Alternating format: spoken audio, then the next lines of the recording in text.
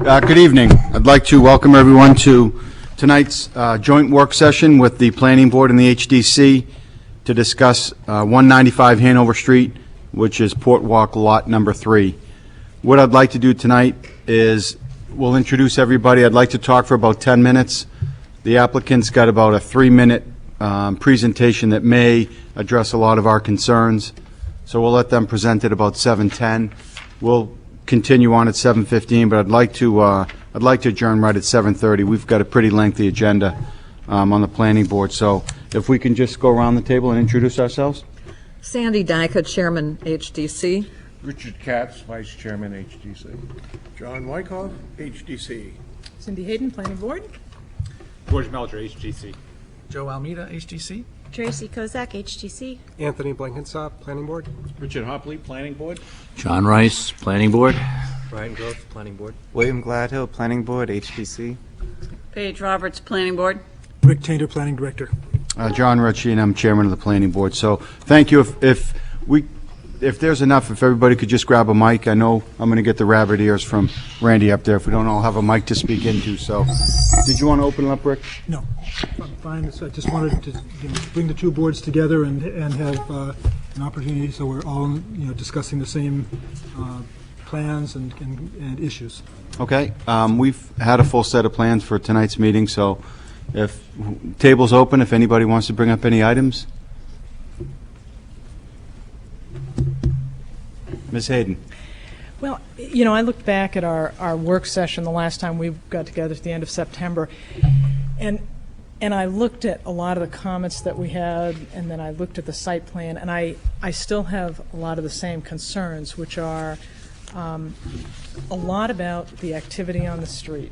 And I know that the HDC has looked a lot at trying to make the look of the windows, the look of the doors, the various details of construction that you look at. But one of the things that I really stressed, in addition to the tunnel effect, was having activity on the street and not just a doorway to a trash container or a doorway to a locked residence or a driveway out of a parking garage, but a place that I can go and walk into. Because my concern is, and let me be clear, I want to see the third piece of the Port Walk Place puzzle constructed. I'm concerned about if what's before us tonight is the planning board, and therefore the HDC too, to some extent, is constructed as is, that it will really hem us in on what we can do to improve everything from Maplewood Ave over, that the economic activity, the life in that area will be hampered. And we know that that's the direction that downtown wants to head. We've got a lot of good activity going on the other side of Maplewood that's in the planning stages, and I'm really concerned we're going to have this dead zone, which may look like it has doors and windows, but as I understand it, it's going to have glass that you can't see through in a lot of areas. It's going to have doors that I can only go in if I want to be a resident there, or if I want to get in the hotel, or if I want to open the trash compactor doors. So that's my concern, is that how this is going to impact the street life, particularly of Maplewood, but also Hanover and Deer, and the area beyond Maplewood. Not just about pedestrian openings, but pedestrian openings that go somewhere, so that I want to go to that street and be there in that building. Okay, thank you. Ms. Dyka? I just want to look back at the minutes from February 21st, 2007. I think this project was very well conceived. We were very pleased with it back when it was originally brought to us. The design team was very sensitive to the Northern Tier study and to the master plan. And just taking a few words from the minutes of February 21st, 2007, Jeff Johnston said the vision was to create a pedestrian-oriented mixed-use development on the site that will be in character with the city. He said that they have been guided by the master plan and the Northern Tier study. Lisa DiStefano, architect for the project, spoke next. She said that when planning the site, pedestrian access was near the top of their list. She stated that the design team was looking closely at how to bring people through the site and on other parts of the city. I guess my major concern with this project still is the street, the pedestrian way along Maplewood. I think that the interior of the project will have a lot of pedestrian use, but this dead zone on Maplewood continues to be a real problem. Okay. I guess at this point, if there's, Ms. Hayden? Can I ask a question, or do you want to? Please. I'm interested in, from the HDC, what you feel has changed in a positive way since last we met at the end of September, because maybe I'm missing something, but, I know, some of the comments were, Councilor Spear was saying that, this is my notes from the meeting, not official minutes, but, the Port Walk has its rear to Maplewood. Sandy said the original Port Walk had underground parking, was pedestrian friendly. John, you said, you were concerned with the monolithic buildings, and Anthony said he wants attractive pedestrians. Port Walk has turned its backside to Maplewood. That, to me, is still what it is, and I'm curious with the HDC if you see that there's been positive changes that address those that maybe the planning board should understand from your perspectives. I'd like to speak to that.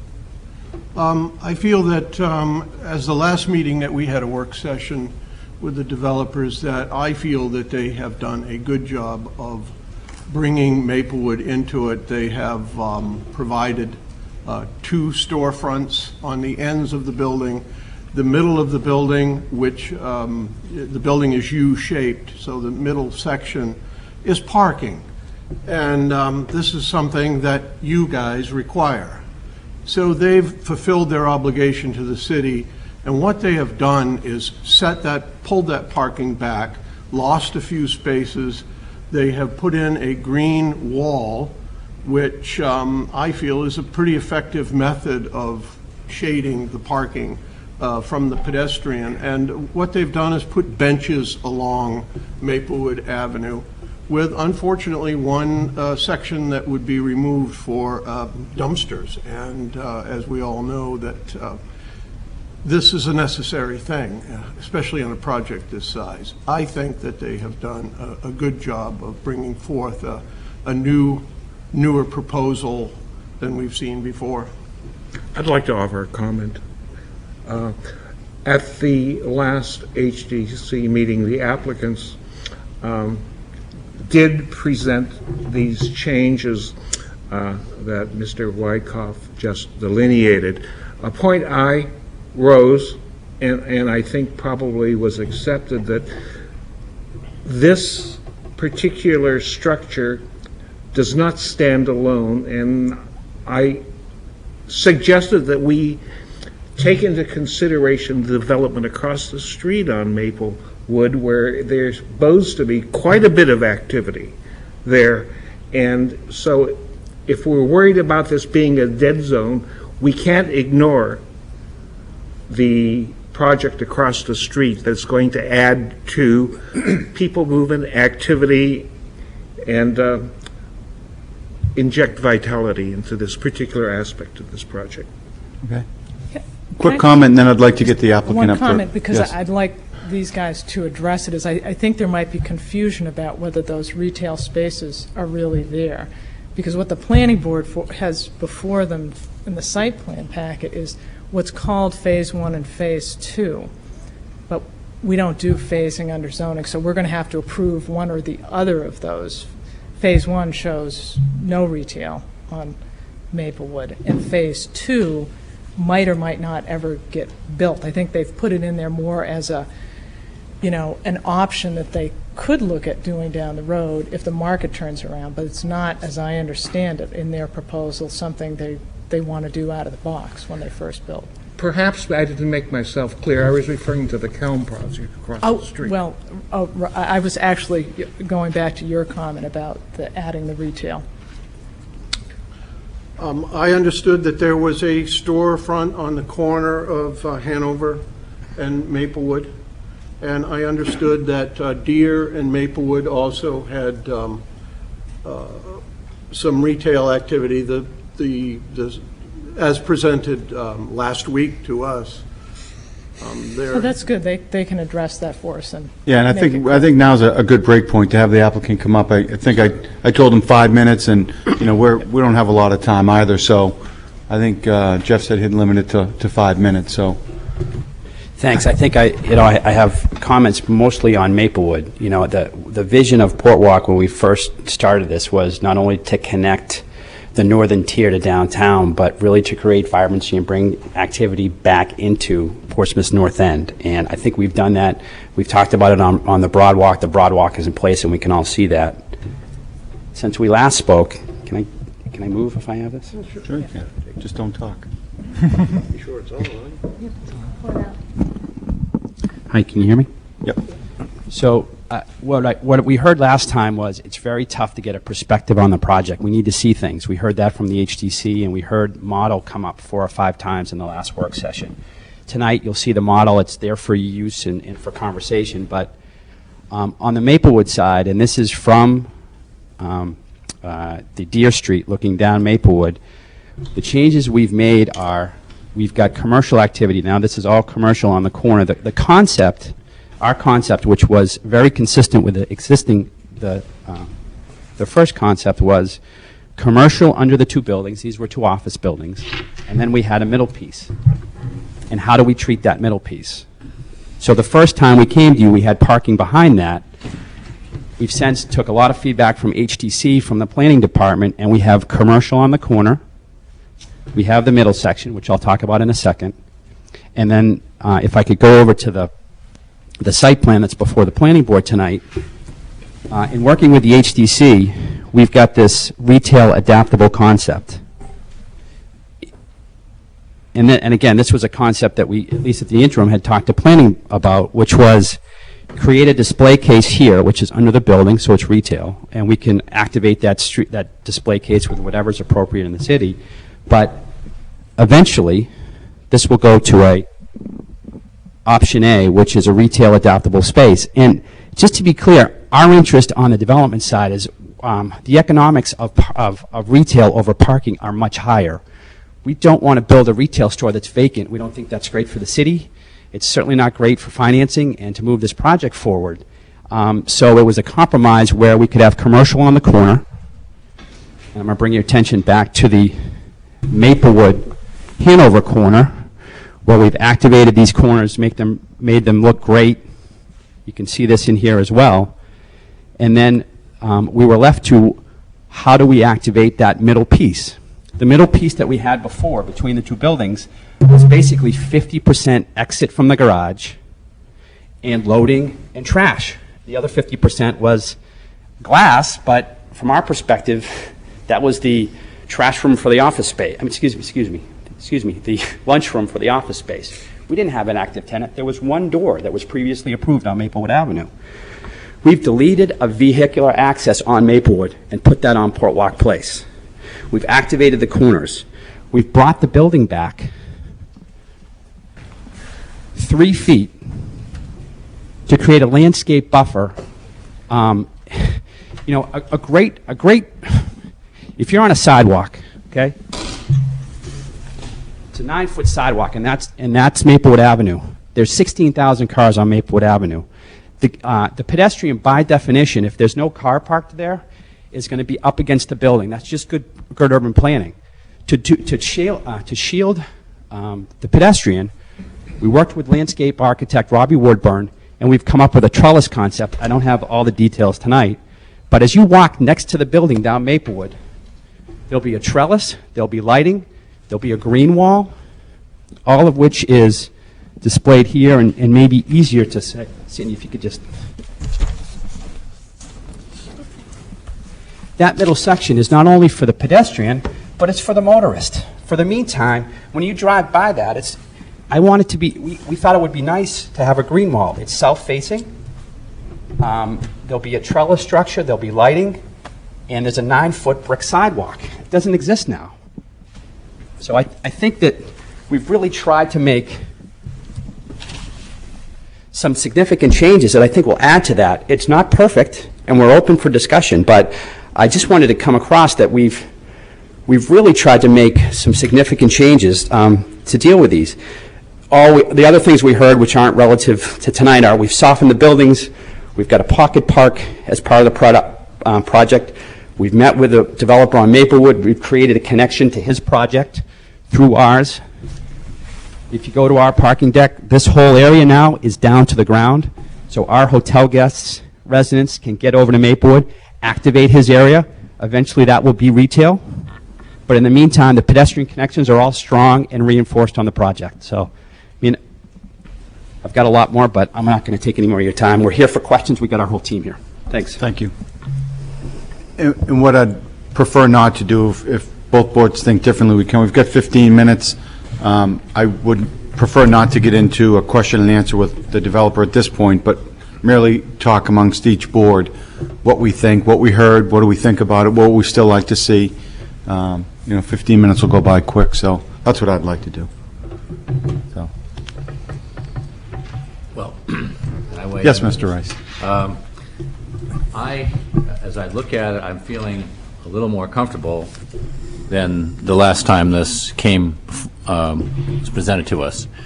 However, I think at the end of the day, when we're looking at a building in the historic district and in this area and of this size, we have to ask ourselves, does it preserve and does it create a sense of place? Doesn't have to be historic. I think we have to ask ourselves, and that's in the ordinance, does it create a sense of place? And I think the other question to ask yourself, which helps you to answer that question, is this building contributing or is it not contributing? At the end of the day, when the building gets built, it's built. And there will be no changes. It's built. So I think those are the things you have to ask yourself, and if you're 100% comfortable with it or 80% comfortable with it, then I think you can support something like this. But we're running out of space. It's the gateway to Portsmouth, and I think it's a very important, critical area. And again, I'll get off my soapbox here for a second here, but I like to present that example of standing in front of the Discovery Center. Pedestrian standing in front of the Discovery Center, new to town, in here from Cleveland, for example, where they would love to have the architecture that we have here, but they don't. And so enchanted by this beautiful town that they are visiting for the first time at some convention, they can look up Congress Street or they can look down Maplewood. Which direction are they going to go? Which is inviting them? Which has that sense of place where we feel a sense of well-being, we feel good? So I just leave you with those thoughts. Good point, by the way, excellent point, or points. So, yes, Mr. Wyckoff. This building is not a panacea for the ills of Maplewood Avenue. I'm very sorry. Looking down Maplewood Avenue, we have the potential to see a city-approved parking garage. We have the lawyer's office, which is now a real estate building. We have some modern structures on Maplewood Avenue looking down here. This building will complete the Portwalk project, which I feel is very important. The sense of place is in relation to the buildings that are near its footprint, and that would be Portwalk Place and the potential for Mr. Kelm's developments across the street. I cannot agree with you, Mr. Rice, at all. I feel that the building does fit in that particular location, and that's where I'm sitting on that. Yeah, and I think just to follow up Mr. Rice, I don't think his theme was sense of place. Wasn't nouveau. It wasn't I understand. Federal style. We have to look at what is in the nearby area when we approve a building in the historic district. But I think you should pick your head up and look down the road. I mean, if we did that, we'd still be looking at the old Portsmouth Herald building. So I think we need to look forward and realize we had an application recently where they came before us a couple years ago and they did a traffic study. Well, the traffic study they do today would be quite different than what was done 2 years ago. So I think as boards collectively, we kind of need to pick our head up and look down the road and say, you know, so to me, I think that's what both boards do a good job of. Us particularly as a planning department, we may do that maybe a little bit more so. So I think maybe I'm dovetailing some of my opinions into what John said, but I think, you know, 10 years down the road, when you look down Maplewood, it's going to be dramatically different than I think any of us envision today. I would agree with you on that. Unfortunately, right now, we're looking at a rather large vacant lot across from this project, which is unfortunate. And I just think that this development will complete the Port Walk project. And I think it is appropriate to the street. I mean, I walk on Maplewood Avenue. I live in the North End. If I didn't think that this was completing this project appropriately, I wouldn't approve it. No, that's why we're here tonight, so. Ms. Roberts.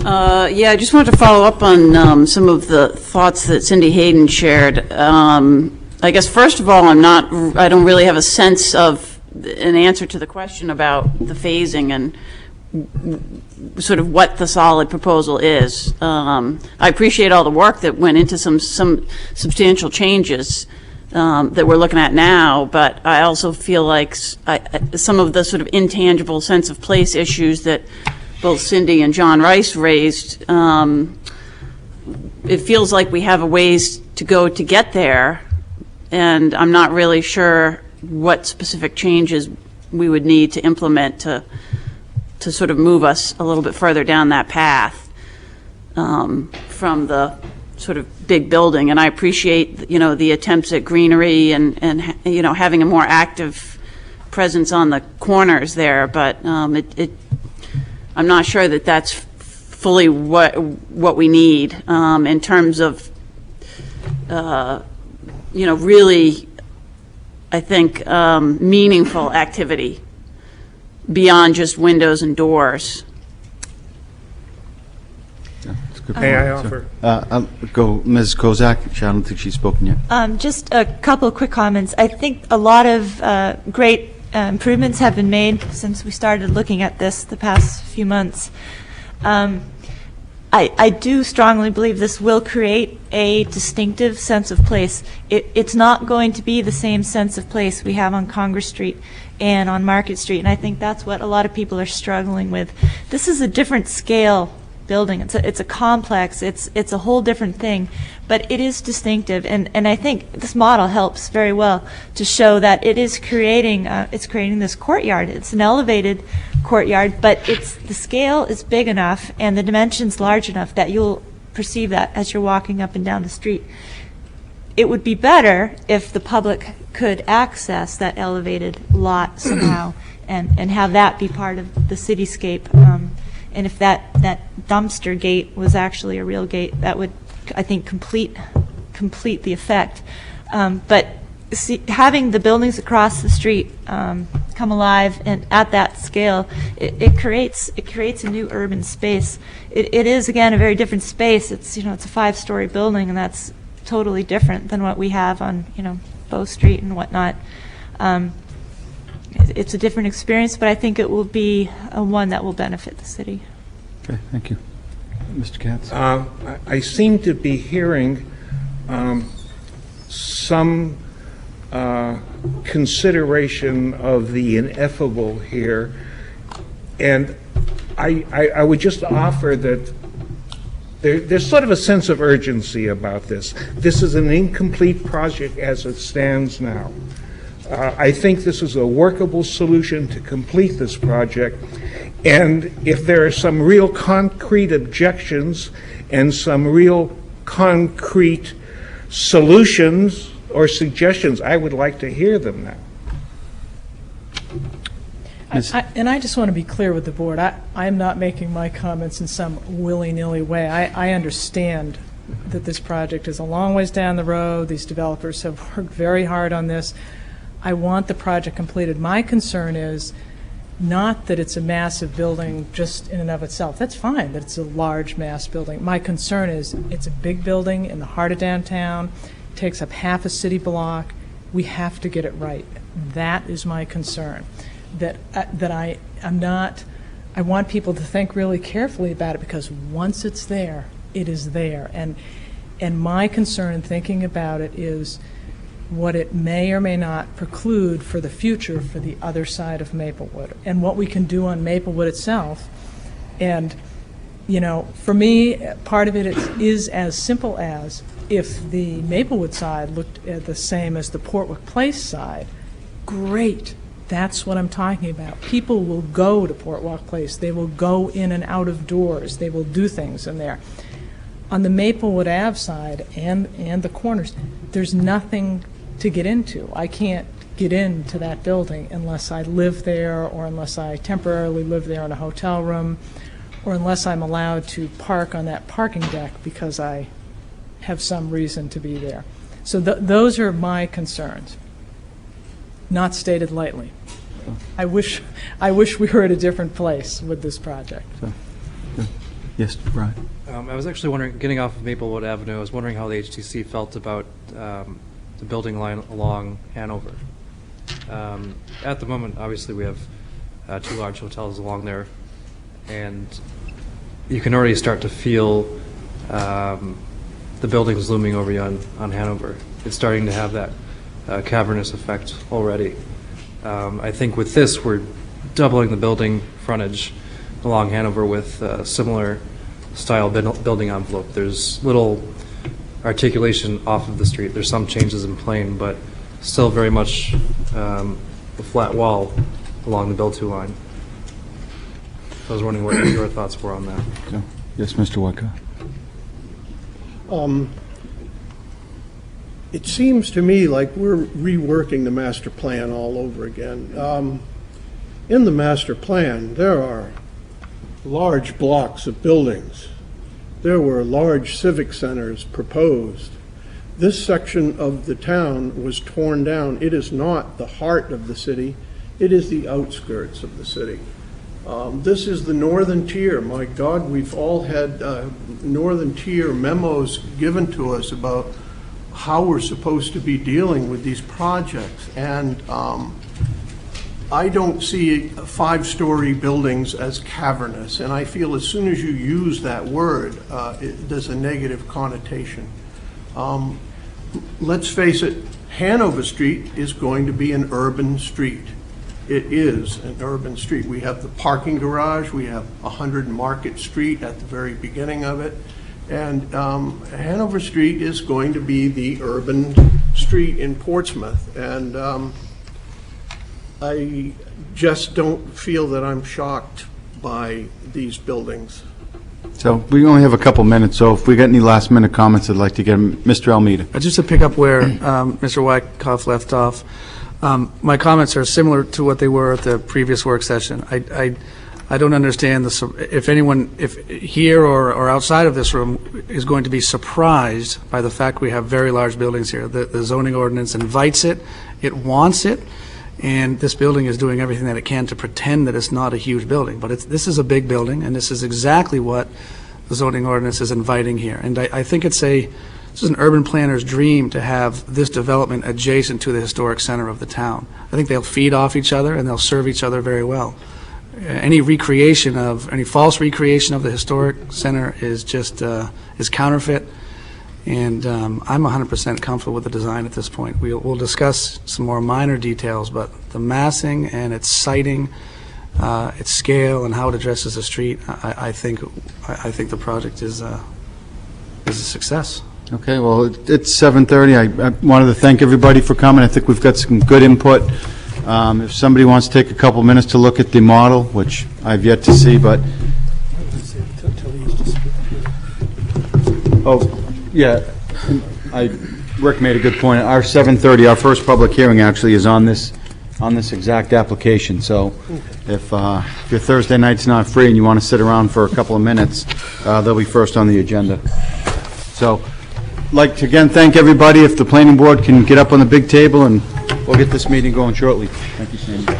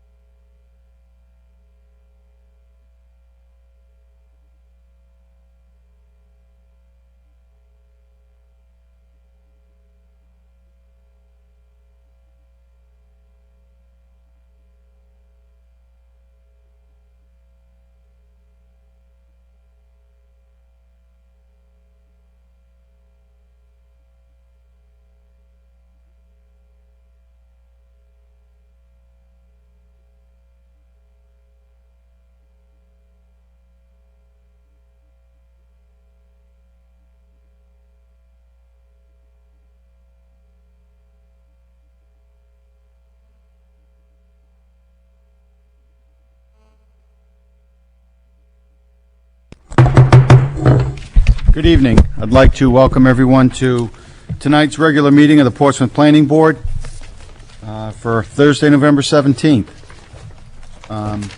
First item on the agenda is the approval of the minutes from the September 15th, 2011 Planning Board meeting. So moved. So moved. Second. Second. All is in favor? Aye. Any opposed? And the chair votes aye.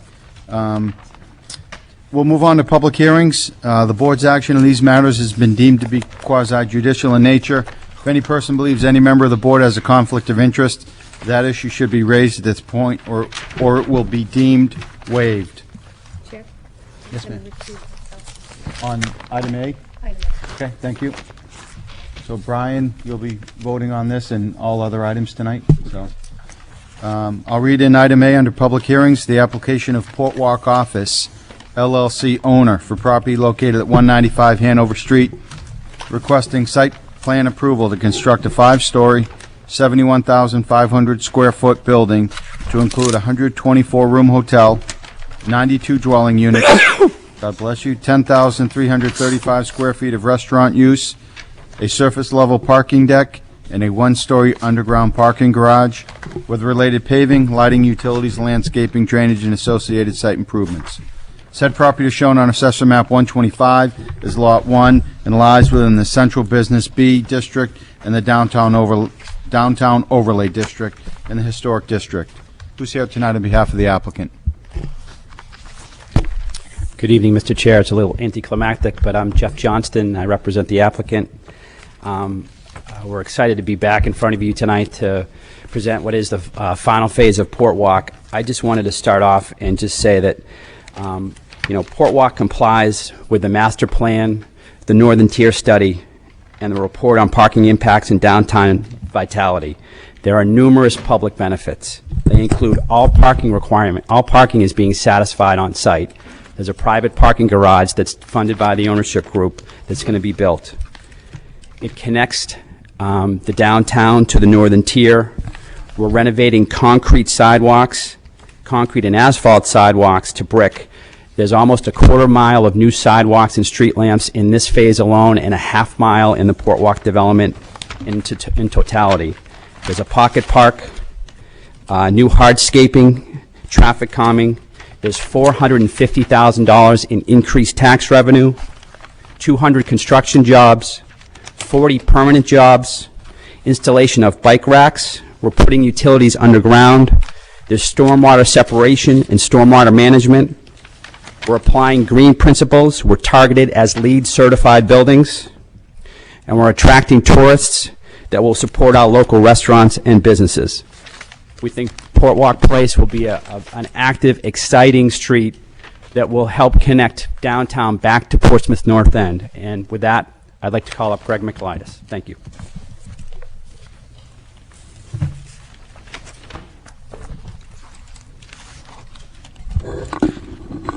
Good evening. Greg Michaelides from Appledore Engineering. With me tonight also is Patrick Crimmins, Lisa DiStefano, Peter Laughlin, and Robin Boozer from VHB, the traffic engineer. We're very pleased to be here tonight to talk about Lot 3. Before you folks back, we started early 2007, was one of our first planning meetings, and I just want to take a little step back. We gave you a 11 by 17 of this plan here, and this was a plan that was done, one of the first planning documents back in 2007 by Sasaki. And the purpose of this planning document, I'm going to read an extract from the Northern Tier study, and this specifically targets the Parade Mall. Any redevelopment of the Parade Mall site should consider a landscape pedestrian corridor or a small street along the Vaughan Fleet Street alignment to improve connections to downtown and to break up the scale of the parcel. So that's where we started in 2007. That really dictated what we were going to do in this 4-acre site. What we show here, this is Sasaki's plan, the original one. You can see it's got some age to it. This is Port Walk Place, proposed Port Walk Place back in 2007. This is the crossing of Hanover Street into the Vaughan Mall, crossing Congress Street into the music hall. So, and again, what we lined up on this side, if you recall, Weston was ahead of us at that point. Weston had their approvals, the parking garage, they were ahead of us. So we had to work real hard with this entrance right here to line up with the Weston's parking garage, and then their elevators and their pedestrian access coming out. So this right here is what started the project. So I just want to give a little history on that. As you know, Phase 1 is built right here. This is the Residence Inn. Phase 2 is complete now. It's just finished punch list items, and it's that's the apartments. And here what we're talking about tonight is Phase 3, is the Port Walk, or Phase 3 of the Port Walk. The again, one of the first things we did is talk about this broad walk, pedestrian access, how to get activity from the Sheridan, Weston, down into Congress Street and so forth. So the nice thing about this, it's there, it's done. You can see half of it. Half of it's built. The broad walk is built, this 18-foot wide sidewalk, the landscaping, pedestrian scale, lamps and all that, it's there. It's not an idea, it's not something we're showing you some rendering. You can touch it, you can feel it. It's high-end with granite curbing, granite banding, city sidewalks. Jeff mentioned a half a mile of sidewalks, plantings. It's there. You can see what we've done for Phase 1 and 2. You can take one step back and see what Jeff and his group did for the Hilton Garden Inn. So anyway, here we are tonight. We've submitted a full set of site plans, 19 sheets. That's what's in front of you folks. And I'm going to go through some of it, just to get this stuff into the record. Lot 3, 195 Hanover Street. It's a 1.93 acre lot. It's in the Central Business District, Historic District Overlay, Downtown Overlay. What we're proposing on Lot 3 is a 124-room hotel, 92 residential dwelling units, 8,075 square feet of restaurant space, and 2,280 square feet of retail. It's a 5-story building, about a 71,500 square foot footprint. As Jeff mentioned, I'll mention again, this is allowed by right. We're not asking for any relief. This meets the ordinance. We'll talk about parking. Parking's one of the things. We have a site data block in our sheet 5A. Phase 1, and I'll talk a little bit about the phasing, but for Phase 1, which is basically the submission, original submission, and then it was alluded to in the workshop what Phase 2 was, but Phase 1, it's required 260 parking spaces, 286 of the maximum allowed. We're providing 284 spaces, again, within the ordinance. There'll be 104 on the surface level, and there'll be 180 in the basement garage. Phase 2, which was the future retail adapt along Maplewood and Hanover Street, I think there's a little confusion if that meets parking, if that's the route we go. Again, 260 spaces required, 286 maximum allowed. When you put in that extra retail, it provides for 81 spaces on the surface level, 180 in the basement garage. The basement garage obviously wouldn't change. It gives you for a total of 261 spaces. As I mentioned, if you look on 5A dimensional requirements, it's a 5-story building, be less than 60 feet, which is allowed. 60 feet is allowed in that zone. The structure covered allowed is 95%, where 85.3% is being proposed. Open space in this zone, you're allowed 0 open space. We have 6.7% provided. Traffic and circulation. Port Walk Place is obviously the main feature of the whole 4-acre parcel. It's one way, it's going to stay one way, that's not changing, from Deer to Hanover. One of the major things you heard earlier, we at one point had an exit onto Maplewood from this location here. That is, we have closed that off. The access to this parking deck here will be off of Port Walk Place. They'll be in and out in this location. And then to get to the lower level, there's a ramp going down here, which will get to the lower level garage. Again, that's in roughly the same location as it was back when we developed the master plan in this location. VHB, and a little bit later in my presentation, has completed an updated traffic study in October, and Robin Bowser will talk about that, the results. I should mention we went to the Traffic and Safety Committee last week on November 10th, received unanimous approval. Same morning we went to the Parking Committee because there will be, there's currently 6 spaces on Hanover Street along the frontage here. will be down to 4 spaces. So we got unanimous approval for elimination of 2 spaces on Hanover Street. Some of the technical things, and again, I'll just highlight those and be happy to answer those. Patrick Crimmins from our office is here to, answer anything technical. We passed out to you folks some pre- and post-development flows. We have to balance flows off the site to the city's stormwater system. We did a master plan back in 2007. Everything's consistent with that master plan. The DES alteration of terrain permit is still in place. We are routing the stormwater through 2 water quality units. For utilities plans, just to highlight on that, there'll be a couple restaurants, and also with the hotel lobby, we need 3 grease traps. We're showing 3 grease traps. We've coordinated all that stuff with Public Works. We've had a number of meetings with Public Works staff to walk through the technical issues.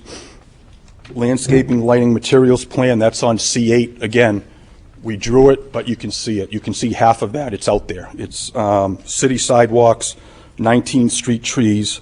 There'll be 6 new, we're calling the port walk fixtures, which are a little different than the city's historical fixtures or city standard fixtures, which there'll be 10 new fixtures around the perimeter of the site. Again, you can see all this along Maplewood, Hanover, and Deer, all brand new brick sidewalks. And then Jeff had mentioned the Pocket Park, which is now completed here. If you've been out there in the last day or two, all this construction's wrapping up, and it's really come together. So, with that, I'd like Robin to talk about the traffic study.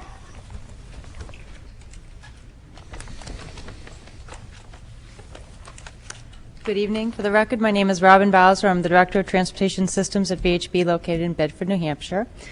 Similar to Greg, I'm sort of going to go back to the original permitting that we looked at in 2007, because I really think that helps put where we are today into perspective. Back in 2007, we were looking at a much more intense development program from a traffic perspective. 2 components there that are really different than what you're looking at today. The 150,000 square feet of office that we had last time, plus the 680 space parking garage were included in the development program, and those are no longer in what we're looking at for phase 3, but they are significant generators during those peak hour conditions. So last time around we looked at a fairly extensive study area, sort of an extended block around the site, looking at Market, Hanover, Maplewood, Deer, Russell, and High. In all, the original study we did in 2007 evaluated the impact of the original development program on 11 existing city intersections surrounding the site, in addition to looking at our site driveways as well.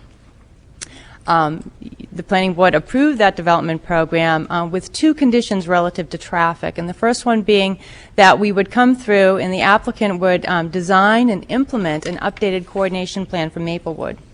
And the reason we did that was, at the time, the folks in the traffic department at DPW felt that the coordination plan that was in place at Maplewood at the time allocated too much green time to the main line, and people sitting on the side streets were waiting too long. They were sitting there after the cars had long cleared the queue.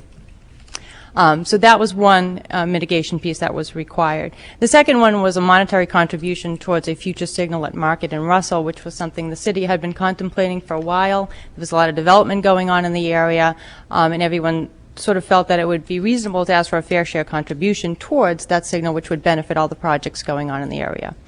Both of those conditions were met at the time of the original approval, so both are in place today.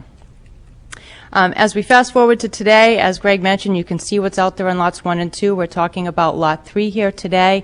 Again, the big change moving forward is the elimination of the office component and that substantial parking structure that we were looking at last time around.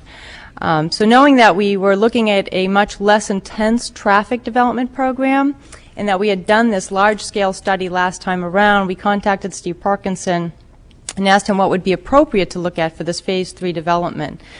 Steve agreed with us that the outlying intersections, the 11 intersections that we looked at last time around, would be less impacted by this smaller development program, and there really wasn't a need to go back and restudy them because nothing really had substantially changed in the study area over the last 4 years. But what he did say was, well, you guys are changing your access and circulation, so we would like you to take a look at that. That's what I want your study to focus on. So as we moved forward, that was the limit of our study, really, was access and circulation. Under the development program, Portwalk Place remains one way from Dare to Hanover, but the changes in the development program were that we now have the surface lot on Portwalk Place, so now we have turning movements along Portwalk Place that we didn't have before. And as Greg mentioned earlier, under the original development program, the egress to the parking structure was on Maplewood Ave, and some of you folks that were here on the board last time around remember we spent a lot of time talking about that and studying that. We've eliminated that under this development program and moved that egress over to Hanover Street, which is a better location for it, since Hanover Street carries less traffic. With that in hand as our limit of study and direction from Steve Parkinson, we collected our data in October of this year, so we're looking at current conditions in our updated analysis. And then we followed a standard state protocol in developing the traffic study. So we took the data, we seasonally adjusted it to peak month conditions. We grew it. We grew it to an opening year of 2013 and then a forecast year of 2023. So we're looking about 12 years out in the future with our analysis results. We used a background growth rate of 1%, which is overly conservative in this day and age because statewide and both within the region and even within your city, growth rates really have been stagnant over the last 5 and 10 year period. In a lot of cases, they've actually gone down. But we wanted to make sure we did a conservative analysis, so we forecasted the traffic using the 1% growth rate. And then we also included 4 other nearby developments that had been recently approved in the area but were not yet constructed. We did include the western traffic in that forecasting as well. Trip generation for the site was based on ITE standard rates.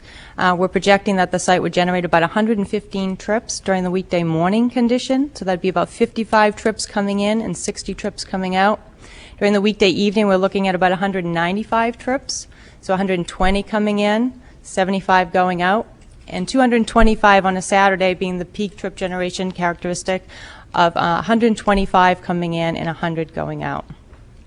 What the analysis results told us were that all of the study area intersections are going to operate at really good levels of service through the year 2023. We're looking at levels of service A and B across the board for all movements, for all access points through the year 2023 for the weekday morning and the weekday evening condition. There were 2 locations where we found we could potentially have a level of service C operation on a Saturday peak hour. Those 2 locations are, the first one is left turns coming out of Portwalk Place onto Hanover Street. But that level of service C is also the level of service you get under the no-build condition. So even though we've added traffic to Portwalk Place and we've got a level of service C for the left turn coming out, it's the same condition as under the no-build. So we're maintaining the same level of service there. The other location where we'll find a level of service C is traffic exiting out of the garage onto Hanover Street. But putting that sort of into a little bit more detailed discussion, level of service is based on delay, and the threshold for delay going from B to C is 15 seconds. The level of service we're calculating for coming out of the garage is 16 seconds. So we've just trickled over level of service B into C for vehicles exiting the garage on that Saturday peak hour condition. We're looking at a volume of about 60 cars during that critical condition, so we're looking at a car arrival rate of about 1 car a minute. The standing queue there is projected to only be 1 car at any given time. So still really good levels of service, particularly in a downtown urban environment for vehicles exiting the site.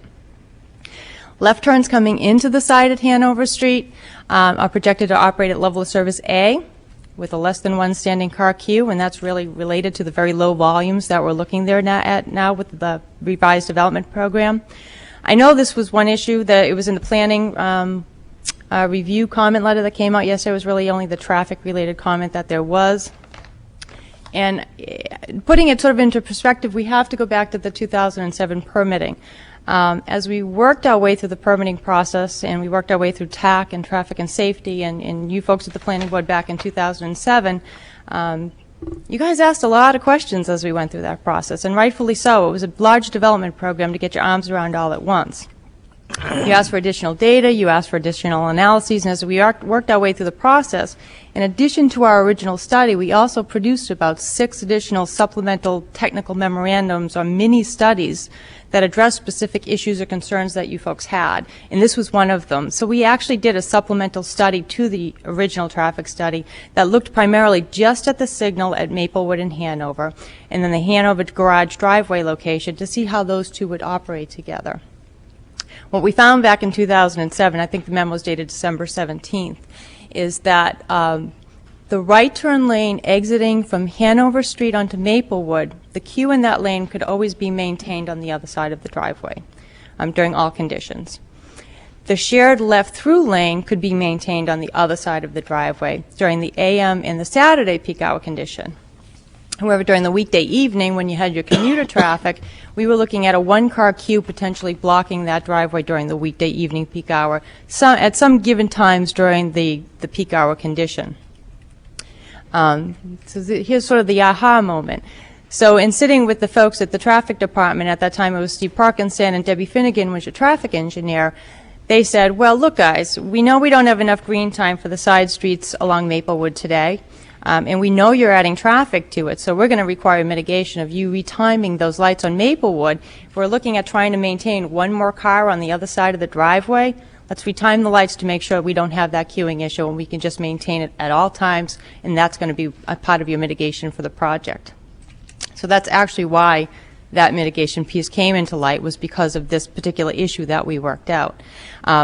Sort of looking back, you know, the volumes we were looking at for left turns going into that driveway at that time into the garage, we were looking at about 65 cars during the weekday evening peak hour. Under the proposed condition now, we're only looking at about 20. So we're looking at about a third less traffic coming in and making the left turn into that site.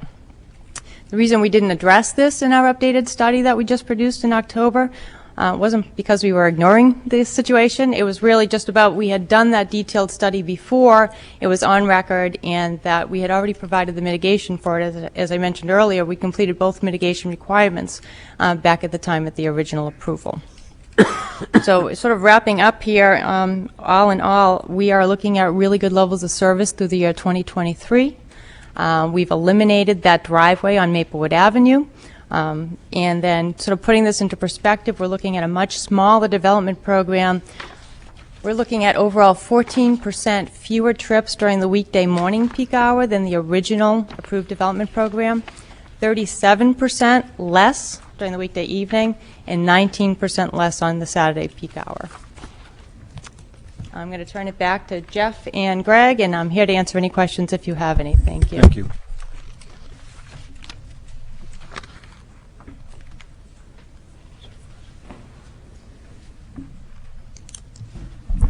What I want to do now, just to conclude my presentation, would be just to walk through the 3 small colored plans that we gave folks, just to, you know, focus in on the project. I wanted to get Robin some of the technical background before you, so you could, as we talk about this. So the first plan I want to talk about is the roof plan, and what that is, that's a plan from the sky. What you're going to see flying over Portwalk Place, and it shows the the 124 room hotel up at the corner of Deer and Portwalk Place, and shows how the proposed 92 residential unit, that building, how that would wrap down around Hanover Street and along Portwalk Place. You can just see by the coloring we've used, the shading, you can see where the brick sidewalks are going to be surrounding the perimeter of the site. You can see the proposed street trees. Now what we'll be doing is be able to complete this center section here, which is an access up to the hill area right through here. So you can see that'll be some different texture here. And also we want to add a nice connection to Vaughan Mall down in this area in here. As Jeff mentioned, along Maplewood Ave, we've set the building back and have a 3-foot wide planting bed there with the trellis and green wall. This area right in here, that peach color, that would be the trash and recycling enclosure with the 3 doors out onto Maplewood Ave. If we drill down to the next plan, which is the ground level site plan,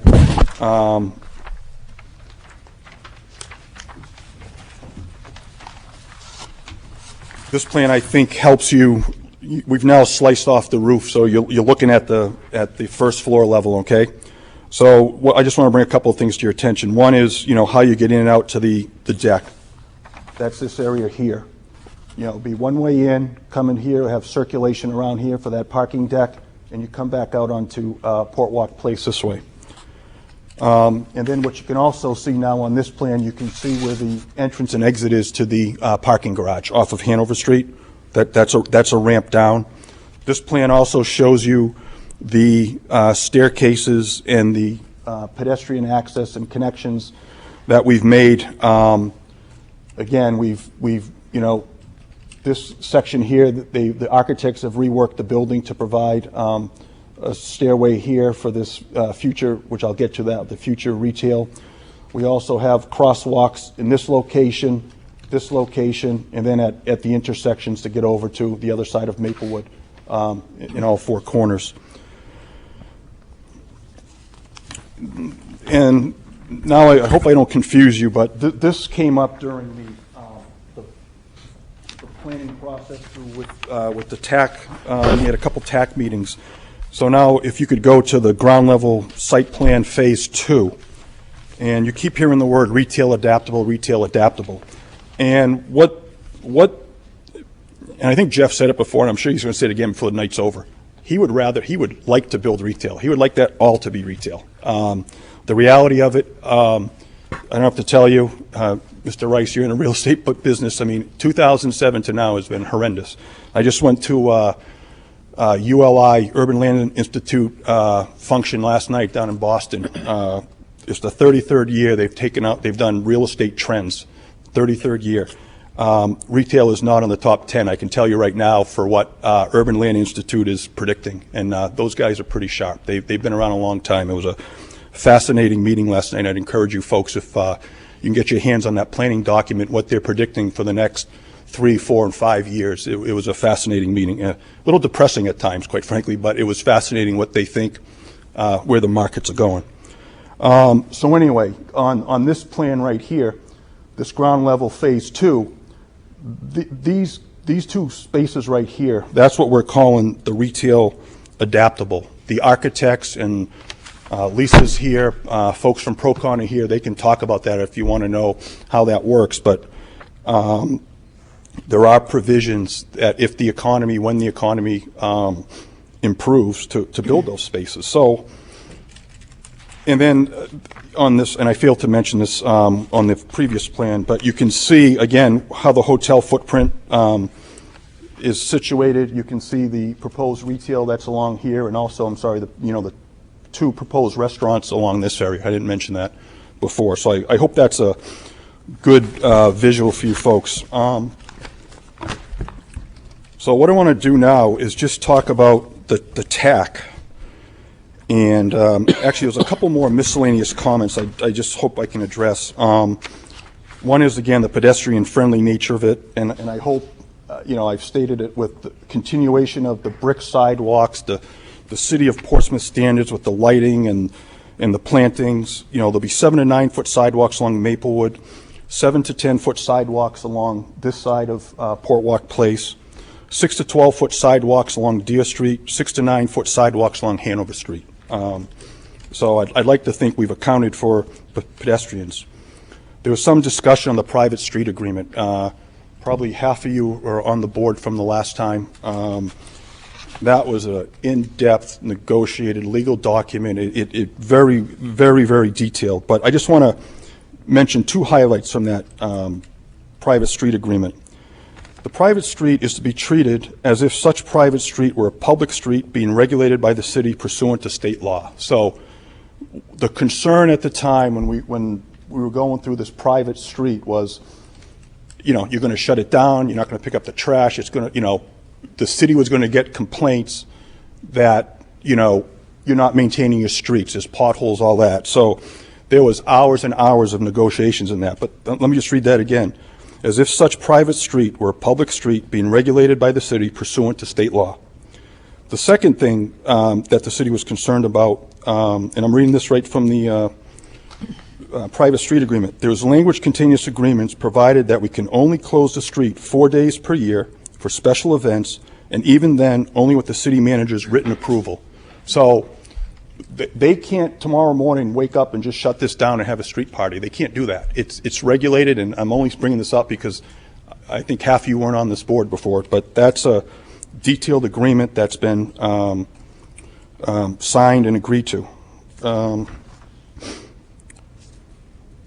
So again, just to recap, we met with the TAC on November 1st and 8th, the Parking Committee on November 10th, Traffic and Safety on November 10th.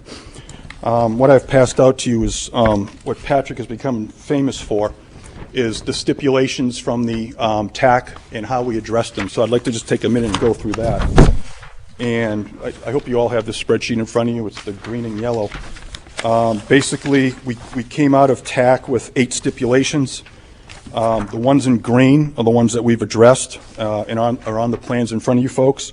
The ones in yellow are things we've all agreed to. And you'll see the designation says, TBR, which is basically, the plans will be revised after tonight's meeting if there's anything else that comes up from you folks. So I just want to get these in on the record. This first stipulation, applicant shall provide details for review by the Planning Department and Department of Public Works, including, so we had a meeting with DPW on November 15th to go through all those details. So that's why that's in green, that first line. A, sidewalk cross-sections. Our response is the applicant agrees to revise the detail to provide a specification for sand cement mix bed below the brick. Anyway, it's the detailed stuff, but we've worked out that detail with Public Works. Trash enclosure area. What we're doing is, again, we're working with Public Works. A sidewalk section at the trash enclosure area has been included in the plans. The applicant agrees to revise the sidewalk section detail in the final plans to show 8-inch crushed gravel base in lieu of the 12-inch base shown in the detail, and to show 3 inches of pavement in lieu of the 2 inches shown in the detail. So we agree with that. We will revise that on the final plans. Decorative crosswalks. C, applicant agrees to construct inlaid thermoplastic crosswalks in Port Walk Place and Hanover Street at the locations recommended by DPW. The applicant agrees to provide final patterns and details to DPW for review and approval prior to execution of a site review agreement. So we've worked through those details. Revised lighting fixtures. The Cooper light fixture and pole detail for the lights in Port Walk Place have been revised to a 14-foot height. The existing ones are 12, and there's been a couple instances of trucks hitting those 12-foot fixtures. So we're going to go to 14 feet at the recommendation of DPW.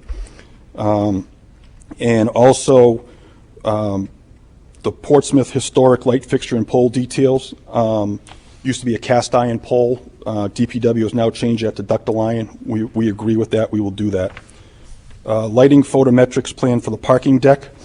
One of the we provided in the plans photometrics for the whole perimeter. This inside will be lit by the building mounted lights. Those plans aren't done. Obviously, the buildings hasn't been designed, but we will agree to a stipulation that these fixtures be dark sky friendly. The exact location will be determined with the building design, and we agree to provide a final photometric plan as a condition of approval to the planning department and DPW for review and approval prior to execution of the site review agreement. So you can see those 5 details we worked out on November 15th with DPW. We're confident we've addressed them, and we will address them. You go down to the landscape plan. These are other stipulations. The site plans shall be revised to show a proposed easement area encompassing the planters on city sidewalk along Maplewood, or move the planters completely within the applicant's property. The planters along Maplewood have been revised to be completely within the property, and so we've addressed that on sheet C5A and C8. And for some of you folks that haven't seen us do these matrix before, the last column is where we addressed it. So the first column is the TAC comment, the second column is our response, and the third column is how we addressed it. 3, amend the existing conditions plan, the site plan, to show the 2 existing parking spaces on the south side of Deer Street between Maplewood Ave and Port Walk Place. Our response, the overall existing conditions plan and ground level plan have been revised to show 2 spaces. These 2 spaces right here, they're here now, they're going to stay there. They just inadvertently got left off our plans on all the plans, existing conditions and the proposed. So we've addressed that, and that's shown on C1 and C5A. 4, the applicant is requested to consider clipping back the corners of the building at the Hanover Street entry/exit to address the concern about pedestrian safety. Response, basement level plan has been revised to include an exit ramp line of sight inset that demonstrates a car stopped at the pedestrian crossing will be able to see oncoming pedestrians. Without reading the whole paragraph, again, those changes are shown on 6.5C and 5B. Number 5, pending further review by the Planning Department and Department of Public Works, the applicant may be required to amend the plans to reflect changes within Maplewood Ave right-of-way, including sidewalk modifications, on-street parking, and loading zone. Our simple response is agreed. We had a meeting at Public Works with Public Works and the Planning Department, and there was some discussion about maybe some on-street parking along Maplewood and, you know, what Maplewood would look like in the future. Our response is we're doing nothing today. There's nothing before you folks that would preclude putting parking there, shortening the sidewalks, doing what you want to do in the future if and when something was going to happen along Maplewood. So our simple answer is we agree. Number 6, the application shall be referred to the Trees and Greenery Committee for review of the appropriateness of the proposed plantings. We're scheduled to be before those folks on December 14th. We got approval back in 2008, February 2008, for the same design. So we don't anticipate any concerns, but again, we'll meet with those folks and do what they require. 7, a phasing proposal should be provided prior to the planning board meeting for review and approval by the planning and legal departments. That's what we just talked about, which is this plan, this phase 2 adaptable. And again, we want to do it. I mean, Jeff will tell you that, and we'll work with the planning staff. We'll work with you folks to how you approve that, how you word it. We can talk about that if we open that up the hearing. And then last but not least, the applicant shall prepare a construction management mitigation plan, which is typical. And yes, we agree to do it prior to issuance of a building permit. So my point of reading all those things is you can see from a technical standpoint, there's nothing there. We've answered the technical things. We've dealt with it. I understand there's planning issues, and we're prepared to talk about those tonight. We have the architects here. Jeff's here. But, I have to reiterate, I mean, the first time Port Walk came in and we got approval, we had 54 stipulations. We're down to 8. So, and of those 8, there's really, sidewalk cross sections, trash enclosure, cross section, decorative sidewalks. So I think, my point being, we've worked really, really hard. We really have. We've had meetings after meetings after meetings. We've been working really hard. We've been trying to be cooperative. And quite frankly, if I don't hear anything tonight from the public or you folks, I'm going to ask for approval. So that concludes my presentation. Okay, thank you. Does that conclude the applicant's presentation as well? Okay. Questions for the board to the applicant?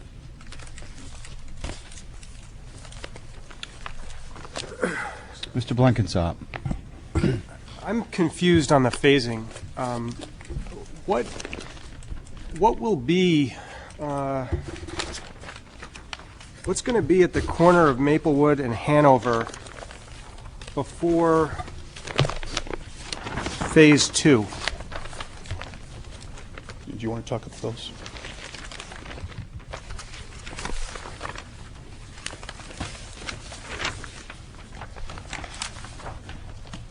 Lisa DiStefano Architects. In phase 1, at the corner of Maplewood and Hanover, is entryway and a set of stairs inside the entryway that will let you up into the parking level.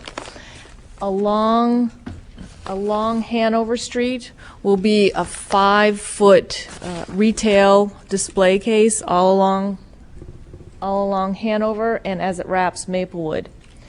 The design is such structurally that whether we get a retailer now or we get a retailer in 5 years, that we can eliminate the parking spaces that are there. And we already have in our architecture the rhythm of a storefront and would not have to change any of the architecture on the outside of the building. So in this rendering, this farthest rendering here in the corner, that's our entranceway that in our first phase, if we do not have a retailer, would let a pedestrian in and up to the parking level. Flanking up Hanover and up Maplewood are these 5-foot retail displays. And then that would all become retail, and then farther up in this area here, up Hanover Street, when that retailer does present themselves. So what is anticipated to go in retail display cases? Actually, we've got a lot of interest from people. We've got people from the Chamber of Commerce who are looking to put things there. We've talked about putting artifacts from the the old North End there. So we're looking at opportunities to be making it a vibrant storefront. Okay. Can I ask?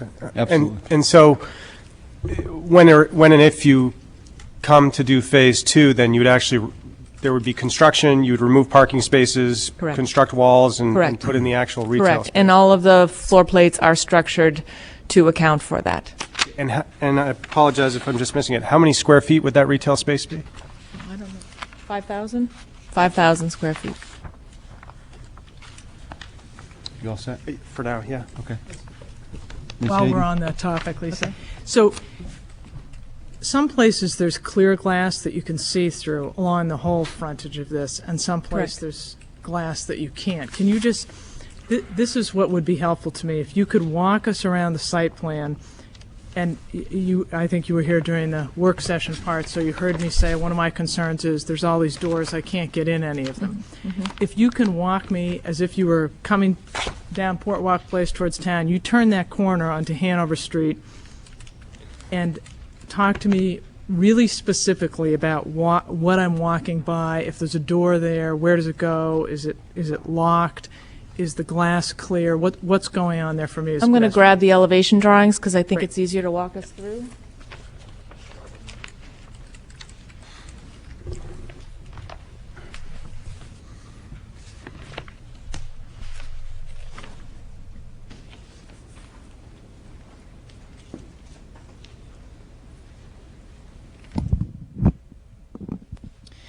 This is the elevation as we're walking down Hanover Street, and I apologize for the scale of this for you all, but I can also refer to the perspective as well as I'm talking. As we're hitting the corner of Port Walk Place, going down Hanover Street, thank you, Jeff, there's complete glass and storefront retail. We have a little interim infill piece, again, an architectural relief to the building, glass, storefront. Let me just, so is that along the end of the proposed restaurant? Yes, that is Hanover correct. Street. So we're And- starting from that corner. We're starting from the restaurant corner, working down. But there's no door into the restaurant from that side. The entrance On to the the corner. restaurant. The entrance is on the corner. Okay. And there's a column that is here, and so visually we're fronting two streets with this recessed corner here. So if I'm at the side of that restaurant, excuse me for interrupting as you go along, I just want to understand this for sure. I can look in through glass, see little diners in there or whatever. Correct. Okay.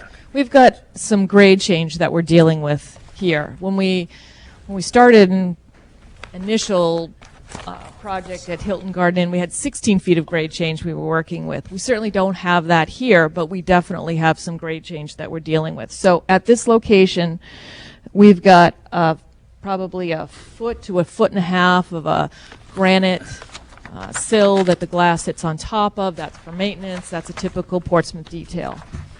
We're seeing glass and activity behind until we get to a little bit of a recess here, which is our exit out of, it's a required exit from our residential building above. So then we'll have a door. The door is for entrance or exit, which would get you into the staircase and the elevator core to get you up to the upper floors, or could be egress out of the parking garage, but there's a door and it's an active door. And is that a solid door and it's locked, or can I walk in? That, it's locked, yeah, that's a security issue. So it would be an exit only unless you had a pass card to get yourself in. Understood.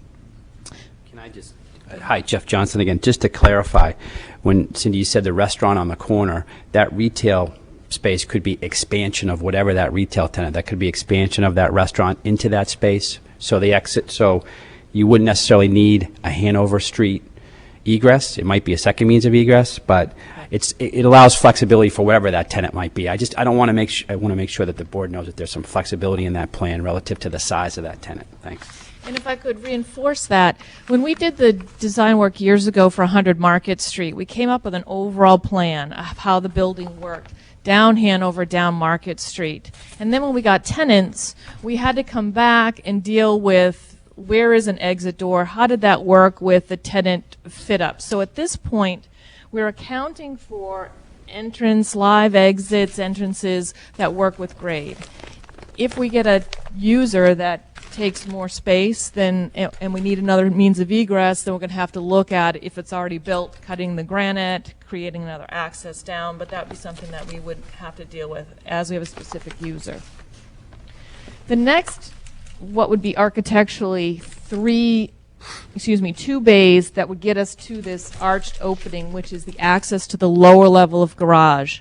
Phase one, we're looking at it as a grill system that there would be parked cars behind.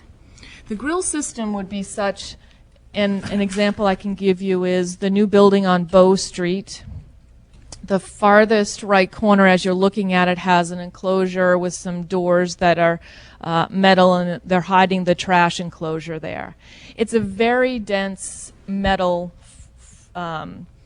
fiber or panel that's behind, but still it's a metal panel. So here we're going to see in these bays here, we will see beyond a parking area, but that's one of those retail adaptable because we've got the piers, the panels could come out, a storefront be put in, and so we've designed that in as our potential for the future. So at that point, there's no pedestrian access at that point.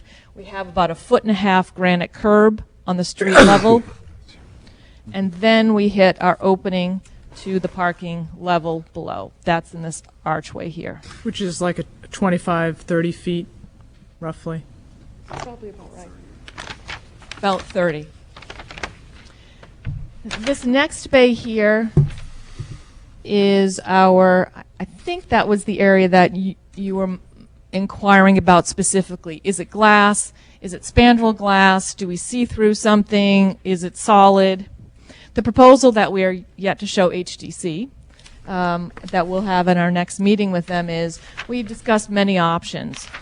The reason that the concern about spandrel glass at some point occurs is because now we're hitting the grade changes. We're walking down the sidewalk, and we've got our parking deck at one level, but we've got structure, floor structure, and then the access or what would be part of the parking structure below. So we worked with them on what are our options in getting the upper glass here to be those display cases. But again, we've got a situation where we've got a ground level changing, but a floor level maintaining. We talked about spandrel glass below. That could be a white or dark color. But the proposal that we have here, which will be part of our submission to HDC, is actually a granite base, which to scale gets to be about 4 foot high, and within that will be some black ornamental grates that will help with some of our ventilation below. So instead of the white spandrel glass below, it would be a granite base. And so roughly in that area, the grade change between when I'm standing on the sidewalk or if I were standing up in the garage, the next floor up, is like 4 feet? I'd say it's about 4 feet on that corner. Five Or as five, we get closer okay. to the corner. And yes, and then once we hit the corner, that corner that we see in this perspective here, the building gets cut off at an angle, and that's when we go back down to grade. That's our access in.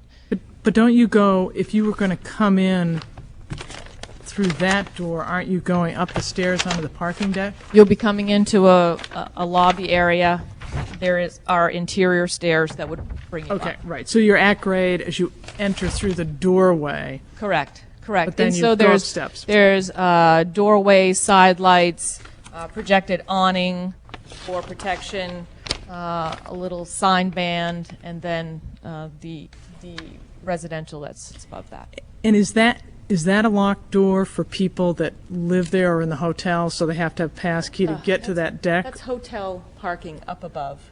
So I couldn't go park there. No. It's not the It's not public parking. at grade or the surface deck is private parking. Okay. So is that door a pass key door? Yeah, at this point, we imagine so. Sorry to interrupt. Okay. So now we're going to walk around the corner onto Maplewood.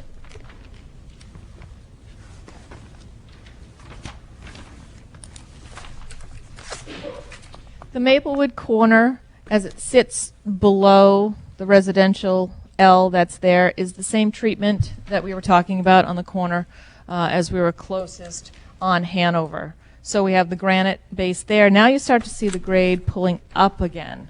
So the largest granite base that we will have is to the right and to the left of our entryway, but again, the entryway is at the ground plane. And now the grade starts pulling back up again, and you'll start to see that by the time we get back up to the commercial space that is on the underneath the hotel, we do see one active door on the corner here. That is an egress door. From the hotel, it must be, right? Correct. Okay. Correct. The staircase. So not a door I can get in. Correct. Okay.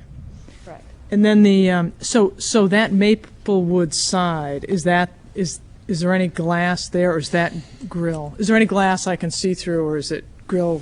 This is all glass. So here we said this is very similar or exactly the same as what we're talking about on Hanover Street. This is all glass down to the ground plane except for, the granite base, which is for, protection of the glass and the maintenance. And what am I looking into there? Hotel program, not quite sure yet what that is. But those will be open windows that people Complete can look open glass. There And, won't be any spandrel or reflective glass. And then halfway along Maplewood, we have, it looks like 3 doors that go into the trash area. That's our recycle area and our trash area. And that's accessed internally from the garage, so trash comes from hotel residences?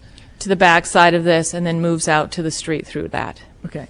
And then as we turn the corner onto Deer, what am I looking at there, street level? Sure.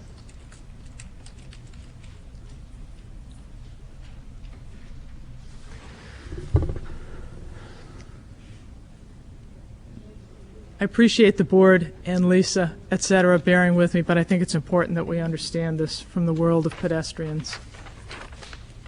And I could talk about architecture a long time. As we turn the corner and go up Deer Street, we do have a retail door that is on that corner, but this is, again, all glass, active behind. No reflective panels, no spandrel glass, same granite curb that this will sit on, same rhythm of piers. So if I look in those doors, I'm not looking in hotel rooms, obviously, I'm looking at activity Hotel in the program, hotel. yes, yes. What's hotel program? Is that lobby? Could be meeting room, lounge, it's still under development. Okay. Thank you. Okay. Mr. Hopley.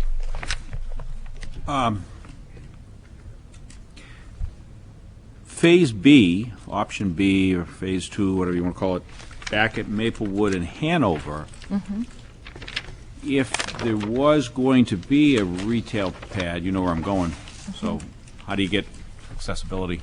Well, we've dealt with options on how we have to do that. Similar to Banana Republic, where we've got some stair changes, they access from the interior. We're looking at either a lift or a ramp of some sort, which is going to take square footage out.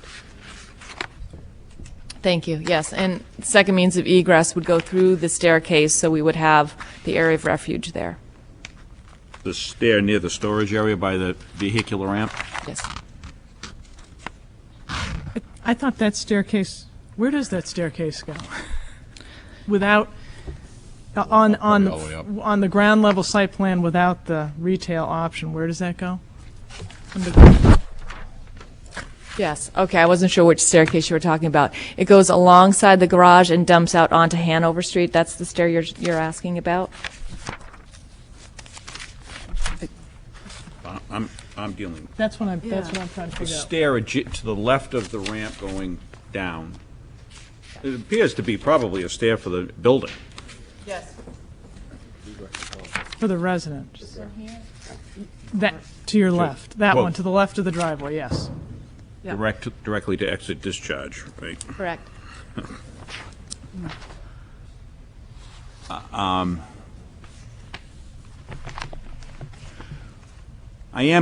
This is a pretty complicated project, and this is one project that's unique in that site access is incorporated into the building. I mean, you've got all the parking and a lot of vehicular movement and pedestrian movement within the confines of the building. Mm-hmm.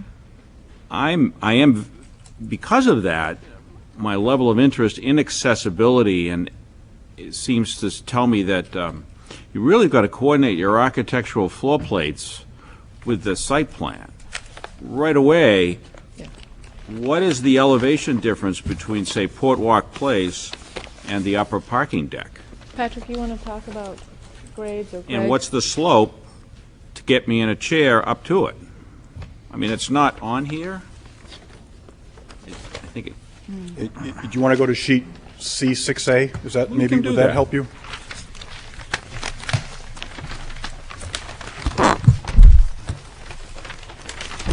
And let's just start up at the intersection of Port Walk Place and Deer Street. That's like elevation 20. Then if you go down by where the access is off of Port Walk Place into the parking deck, that's elevation 17. The parking deck is elevation 17. Where do I see that? Where it says finished floor varies, how do you know it's 17? Yeah. It's 17. So there's no ramp. No, it's flat. That's. Ah. It's going to be a concrete slab because it's the slab above the parking garage. So when it says varies, it's going to pitch to drain. You know what I mean? Sure. But the intent is it's 17. Ah. And then if you go down to the intersection of Port Walk Place and Hanover Street, that's 13.1. You can see that spot grade down there. So Port Walk Place goes from 20 to 13, basically. Can you see that? Yeah, I'm looking for, I see 13 over. Yeah, the 13.1. Then if you go along Maplewood, up at the Maplewood Deer Street intersection, you can see topper curb like 16.3. Do you see that up there at that intersection? Again, I'm on sheet C6A. Just says TC topper curb 16.3. At which location? I'm at Deer Street and Maplewood, that intersection up there. Okay. And then if you go down to Hanover and Maplewood, you can see there's a contour coming into that handicap ramp at about 11. So there's like a 5-foot drop along Maplewood, and there's a 7-foot drop along Port Walk Place. And that slab would be, stay at 17. Okay. So does that make sense? Does It helps a lot. Okay. Yeah, thanks. Thought I have more, but let someone else chime in. Ms. Hayden? I guess this is I don't know who. I'll just ask the question, whoever wants to answer it. How is access controlled to both garage decks? Are there little gates that come down? Is it a key system? What's the... Hi. We haven't completely worked out the operational plan yet, but the way we see it right now is that the garage access off Hanover Street will be gated because that will be primarily used by residents. On the upper deck off of Port Walk Place, there will be no gate. It'll likely be valet only because it'll serve as a porker share for the entrance to the hotel. So you'll pull in, you'll check in, and you'll go in. And we have that similar condition that's worked pretty well for us at the Hilton Garden Inn. And both decks are private, right? Both decks are private, correct. And how, will you have, is one deck, is the lower deck the residence and the upper deck is hotel, or how is that split up? You know, it's all part of the same project, but what we're seeing right now is that the apartment user would like to park under the building and elevator access up. So we see that as in its covered spaces. So that would be likely be resident parking, and the ability to kind of valet on that upper deck and maximize the cars that we have up there would be the upper deck. I have more. Should I just? Can I follow just a Sure. A good amount of the parking, about a third of the parking spaces, are required to serve the restaurants. And are you saying that the restaurant patrons couldn't use those spaces? No, I would see that the valets would also be able to park the cars for the restaurants as well.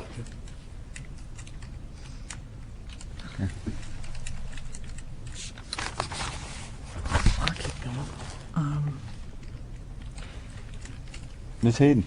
Jeff, under the private street agreement, I haven't looked at that in so long. How is snow removal handled in that? I assume you're loading out everything from there. And then does the street agreement, I'm always concerned about liability on city sidewalks and where public responsibility begins and private responsibility ends. So do you know how that's addressed in there? I'm going to try to speak from memory here, Cindy, but on the street agreement, we pay for all the maintenance. Initially, the city wanted to do all that snow plowing. I think we found out last year that it was better for us to take that over. And so, while I think in the street agreement that's currently in place, it says that the city will plow it, we actually plow that now because we have hotel guests and we have to get those guests out of the hotel quicker. But you have the rights to do that.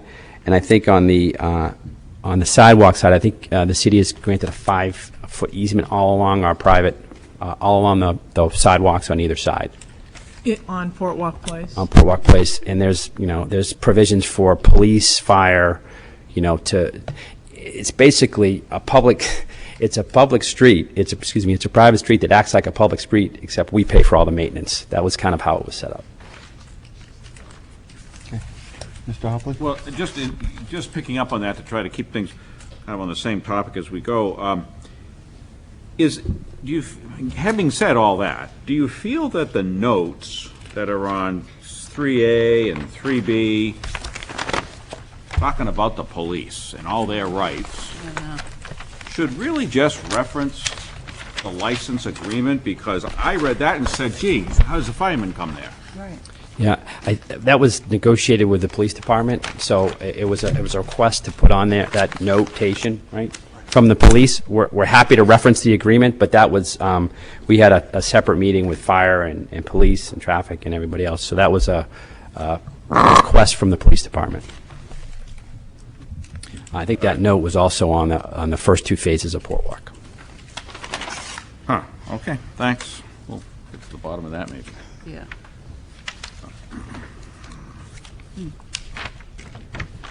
Mr. Blenkinsop?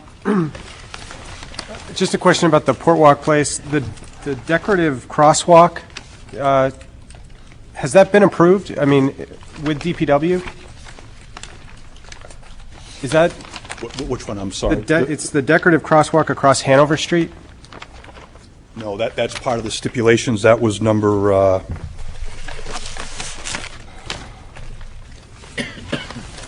1C, if you go back to this spreadsheet. Yeah. The applicant agrees to construct inlaid thermoplastic crosswalks in Port Walk Place and Hanover Street at the locations recommended by DPW. And where have they recommended them? Just in that one location? You know what, honestly, we've gone back and forth. First, if you look on our first plans, we had just a regular 6-foot wide crosswalk, then we went to the full crosswalk to kind of give it, make it inviting to walk across, and I don't want to speak for DPW, but I think they're still thinking about it. Okay. But we just said, we'll do whatever you want, basically. And I don't know, maybe this city staff and DPW isn't a fan of these decorative sidewalks or crosswalks, I don't know, but was any thought given to those types of crosswalks across Maplewood and across Deer Street to sort of connect to those areas as well? Across Maplewood and across. I'm just saying, if the idea or part of what we're talking about is trying to connect these areas, and you talked about how one of your goals was to connect Portwalk Place, and I'm assuming this decorative crosswalk is intended to do that. Correct. Has any thought been given to decorative crosswalks across Maplewood and/or across Deer Street as well? I think the thought process is there's less traffic here it's more inviting to walk across, where these, you better get moving pretty fast and not enjoy the view, because there's an awful lot of cars and speed coming that way. Mm-hmm. And that was a discussion. Oh, that's right, too. Actually, and what they talked about, too, is just because of the number of cars was deterioration of the thermoplastic and so forth. Okay. Thank you. Ms. Hayden? Greg, before you leave, one thing that I think you mentioned in your presentation was that you weren't doing anything that would preclude future changes on Maplewood. Right. As time goes on, 10 years from now, 15 years from now, whatever. One thing that I wonder about relative to that is the depressed sidewalk that's at the trash doors. Yep.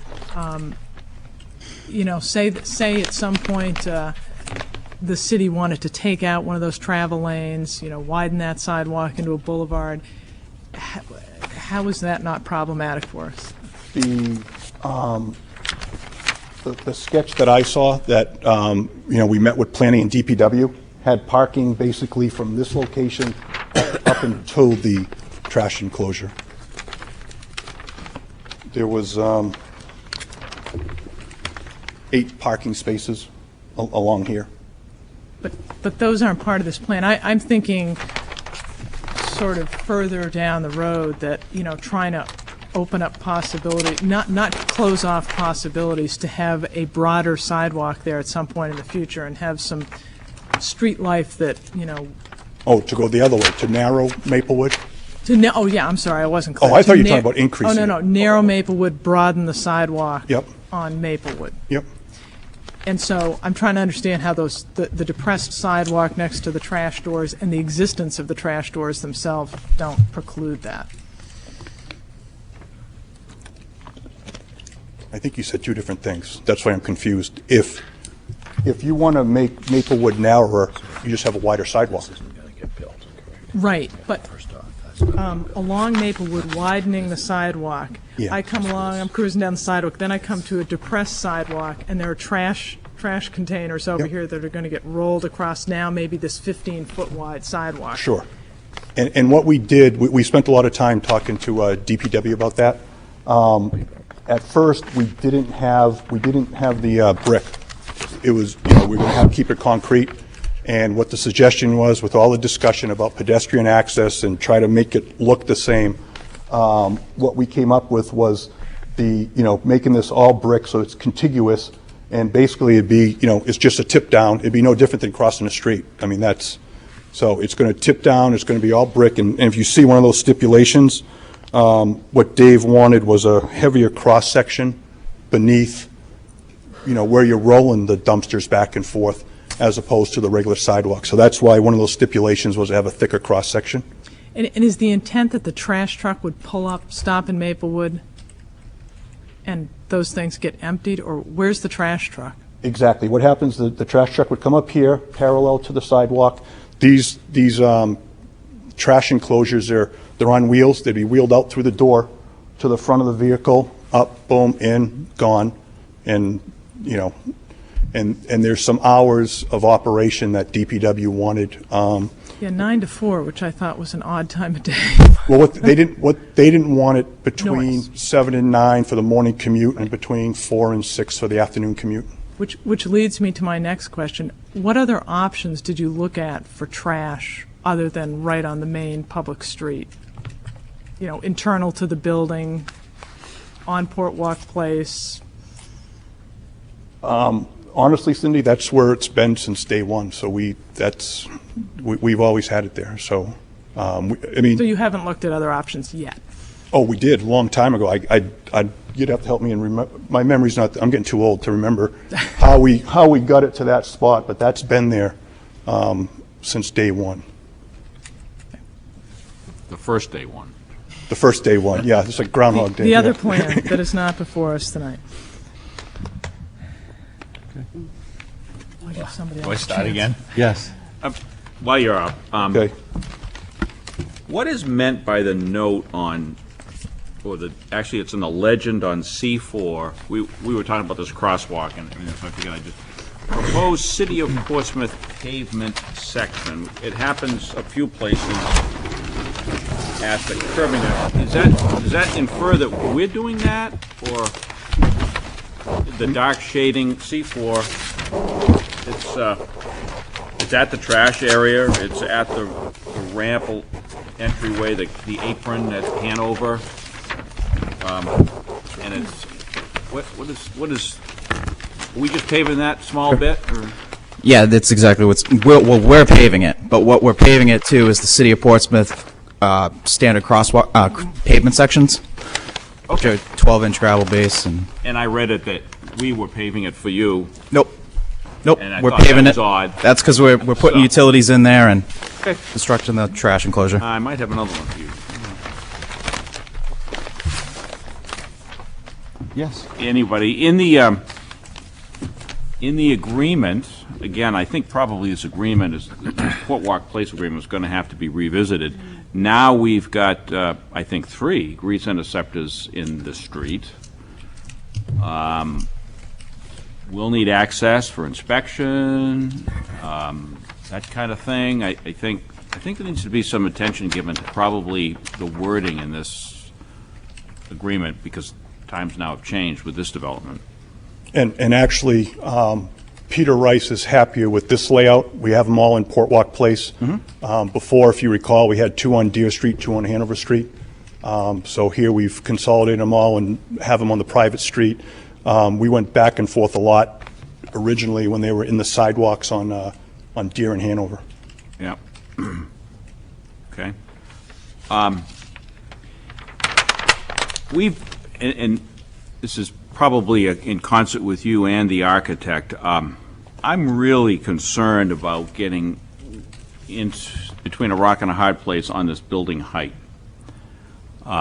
We've had some difficult situations with larger buildings recently where the answer to the question, how high is this building, has gone right up to wanting the structural steel permit. And I don't really want to do that this time. I really would like to see the engineering/architectural calculations based on the zoning and building code ordinances to determine height of building now and not when you're looking for a permit. So That's a fair stipulation. We got to have that. I'm going to let someone else go. No, keep going. You're on a roll. Have you verified with public service those transformer locations? That's another thing that seems to show up on a plan as a rectangle or a square, and then all of a sudden we get the electrical engineers on board or the electricians bidding the job, and we can't put it there. Has public service been involved in it yet? Yep. Yeah, we reviewed those locations with Mike Coffey at Public Service, and he gave us the okay. He hasn't retired yet? Actually, I think he's got 1 more month. Okay. We checked the answers he's given you. Let me sidestep to a related issue, if that's okay, Yes. Mr. Chairman, which is the traffic control boxes for the signals. I was unclear what was happening with those. There's an existing traffic control box on the intersection of Deer and Deer and Maplewood, and we're still working through the details on what that's going to look like. It's going to. We don't know if we want to move it against the building and try to enclose it. We're going to try to incorporate into the building somehow. So that's, and I think there's a note on the plan just says we have to coordinate with DPW. Right, and I was looking for a little more detail. So the intent of all parties, apparently, is to get it off the sidewalk and into the fabric of the building. As close to the somehow. building as we can so it doesn't impede pedestrian. I mean, right now it sits in the middle of the sidewalk. Right. It's in a bad place. Yeah. Mr. Hoffman. And we'd like to move it across the street if we could. No. And while we're on traffic control boxes. Okay. I did, prior to the presentation, I did have some real reservations concerning the traffic study. The presentation was very informative, but there's one thing that intrigues me. A couple times was mentioned the improvement of the study revealed that improvement to the timing and the coordination of the lights needed to take place. And at what point we said that it's already been done, sitting at that light, I wonder. But I guess more importantly, I wonder from the traffic study document, how does the person who's programming the signalization know what to do? Where does this tell me, and I haven't looked for it, where does it tell me how many minutes, seconds, or whatever each direction gets? How do I know how to program that to make the study work? That's from the capacity analysis that we put into the study. That's part of how we interpret level of service. That's where we get there. So looking at the existing conditions were evaluated based on the timing that was out there in the field back in 2007. And then we looked at what we forecasted for our traffic volumes to be added by these developments, and then revised the analysis to allocate more green time. And that's how we come up with the timing plans. When we do when we at VHB do this, I mean, it's part of our calibration is that when we take those existing timing plans and we take the existing volumes, we don't just stick them into the software and say, okay, there's your level of service. We spend time out in the field, walking the corridor, watching how things are operating. So we make sure that our analysis results from the very beginning are reflecting the delays we see on the road and the queuing we see on the road. So what we did in this particular case where we mitigated is we came up with the timings, and they were implemented before these developments happened because DPW felt that there was the need to go ahead and upgrade the timing already, even without the projects coming along. But we manually do that. I have signal engineers that open the cabinets. They adjust the timing. We spent time out in the field with Debbie Finnegan back then, actually watching as we allocated the time, saw the shifts in traffic and the improvement in traffic flow in the corridor. So we spent time out in the field actually watching it as we were doing it. We've been doing a lot of work up in Maine lately, so as we come back and forth, we actually stop in Portsmouth and we watch it as well. I did speak to Steve Parkinson about that when we initially started talking about this. I said, so did you see the improvement? How does it feel? And he said, yeah, we definitely saw the improvement from where we were in 2007. He said, but he said inherently a road like Maplewood just has delay because of the way it interacts with the side streets, so it's never going to be perfect as far as, bang, bang, queue's going to clear, everybody's going to go. He said, but it was clearly an improvement from what we were looking at last time around. Did I hear your presentation tonight say, though, that with the implementation of this project, there'll be some tweaking needed? Not based on what we looked at in our analysis. That the analysis that we looked at here was relative to site access, so we didn't re-look at the signal timings along Maplewood. I thought there was something about the new exit discharge from the lower parking deck and the queuing along Hanover Street at that light, and you needed some extra time to... That was from the analysis that we did last time around to address it when it initially became an issue. The results that I talked about led up to that becoming the mitigation where we would come through and reallocate more time to Hanover. Oh, so it's not this coming project that... It's already happened. It's already in place. That's why it stayed longer there. Okay. Okay, thanks. Ms. Hayden? While you're up there, Robin. Sure. With the exit entrance out of the lower deck, how come that's not just, I can only turn in one direction when I come out, only make a right turn out, or only make right turn in? Would that not make things function better? We're really not seeing the need for that with the level of service that we're finding. We're really seeing, the volumes are really low. we're looking at, 20 cars left, 20 cars right during those peak hour conditions. So the volumes are really low to begin with. Hanover, carries a moderate amount of traffic, but it's not an excessive amount of traffic. So there are gaps. The signal at Maplewood creates some gaps in that traffic, particularly heading down towards Market for a left turn coming out. You're going to have those brakes coming in from the Maplewood signal to allow those left turn movements out. So, when we looked at Maplewood the first time around and we had that egress, it was a right turn out only, because there's no way you were making a left turn out of there, particularly at that time we were looking at over 200 cars an hour coming out of that garage during the peak conditions. So now where we're looking at 20 lefts, 20 rights, maybe 30 lefts, 30 rights on a Saturday, we're seeing plenty of capacity in Hanover Street for those left turns to operate with really good levels of service.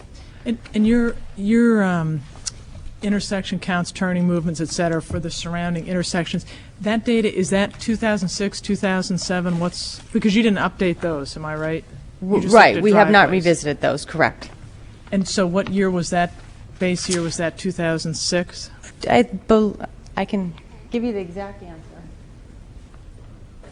I'm pretty sure they were 2007 because we published the study in July, but I just want to make sure I give you the facts. 2007. And so the reason that the proposal is there's no need to update those is because this is a less intensive use. But what if volumes in those intersections have changed a lot over those years? They really haven't. I mean, that was one of the things I did actually before I contacted Steve Parkinson, I pulled all the NHDOT and the RPC data published in the area, and you've actually got a couple of flow stations on Maplewood, on Market, that show that traffic volumes actually either have remained stagnant or gone down a little bit, and that was part of our conversation we had in scoping this original project as well. Okay, thanks, Robin. You're welcome. Other questions for the applicant? I have Mr. Rice. I have one of my typical aesthetic questions. Your parking lot that we're looking at, I'm assuming that the surface that we're looking at is ground level, as we're looking down from the sky, right? And I'm wondering, in keeping with the other parking lots and some of the other guidance that we've given other applicants, is there any way of taking those lined areas and maybe turning them to grassy areas, even though there is a parking space, there's a parking level underneath, in order to soften that area? To create, once again, a kind of a sense of place? In what locations? Well, I'm talking about this area here, that you have. One of the problems that we had originally when you went to this big parking lot was it was just this vast acreage of asphalt, and we had wanted to break it up and with some kind of planting. And so now we've got some buildings around it, and again, we still have this wasteland. And I'm just wondering if that can be. Well, number one, we have a I know you have a parking, right, and so you can't put any trees in there, obviously. Right. But I'm wondering if it can be done, if it's way out of it's too far out there to have like a grassy areas for gardens or something. I honestly, I can't imagine those would be sustainable. I mean, they would grow. I don't know. I 6 inches of soil, that kind of thing. Yeah. Yeah, you get snow storage and.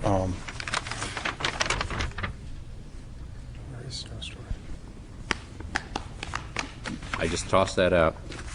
And the only thing I'll, not to be argumentative, but I mean, in that zone, you're allowed 100% lot coverage, and we have 7%, 6.7. Other questions for the app? Yes, Rick. Actually, just one clarification.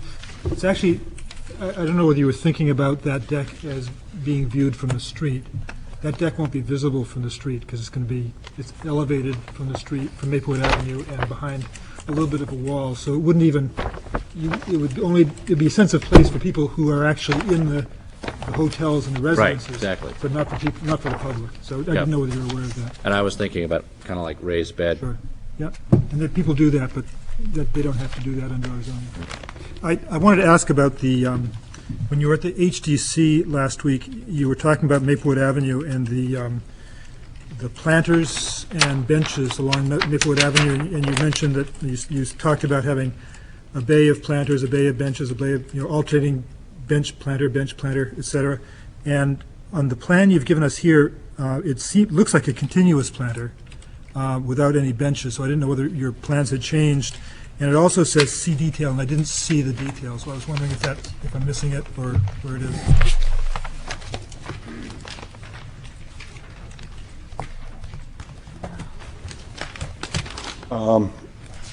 Rick, I don't. C8. C8, okay. I'm looking at our colored plan.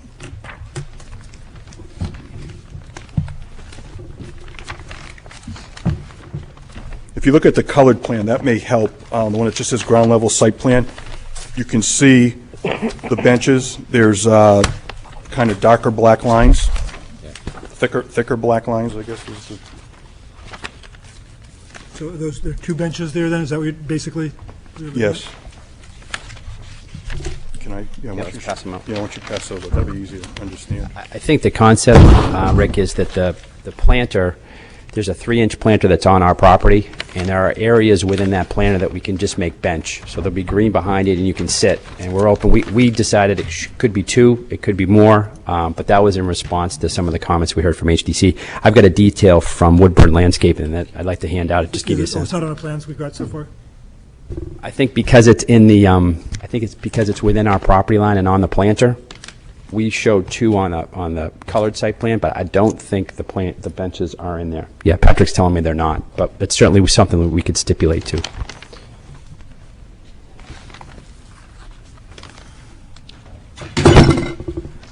It's all right. Good thing that wasn't gone. Councillor Smith. Congratulations. Rick? Another question on the trees on the Hanover Street side. We talked about this at TAC, and you mentioned that they're the same trees that were approved for the other side of Portwalk Place. And I was concerned about the distance. These seem to be closer to the building than the ones on the other side, on the east side of Portwalk Place. They seem to be stepped a little bit further back. I looked up the specs for the grates that you specified, and they are ADA compliant, but I was just concerned about the fact that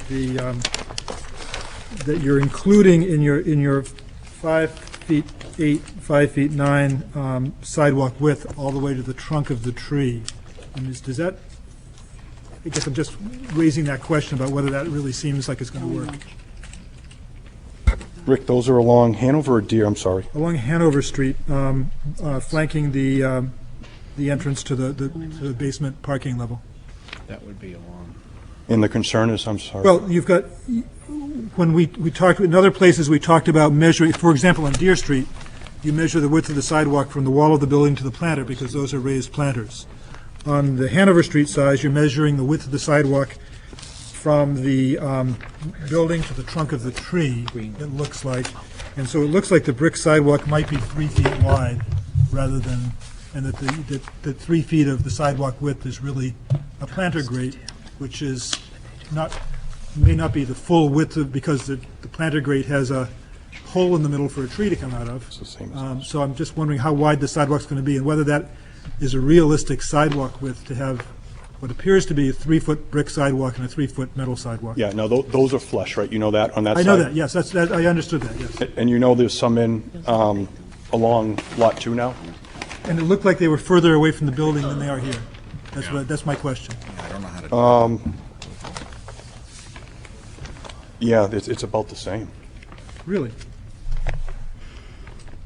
It doesn't look the same on the plan. I'm not really sure what I'm looking at. Maybe that's... Well, if you look on C8, I mean, there is a little recess back on the kind of the back portion of that building. Is that what you're talking about? Yeah, I mean, if you look, I'm just looking at it, it looks like they're, using your brick stipple pattern, there's 2 bricks wide on Lot 3, and maybe 6 bricks wide on Lot 2. So it looks like it's 3 times the width on Lot 2 as it is on Lot 3. And again, I don't know whether it's right or wrong, it's just that it looks like you've got a 3-foot brick sidewalk there. Yeah, I'd have to, it's tough to look at these reduced plans. I don't have a full-size set. Do you have a full-size set?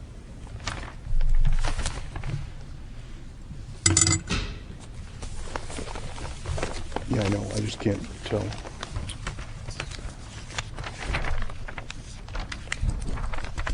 I don't have a full-size set in front of me, so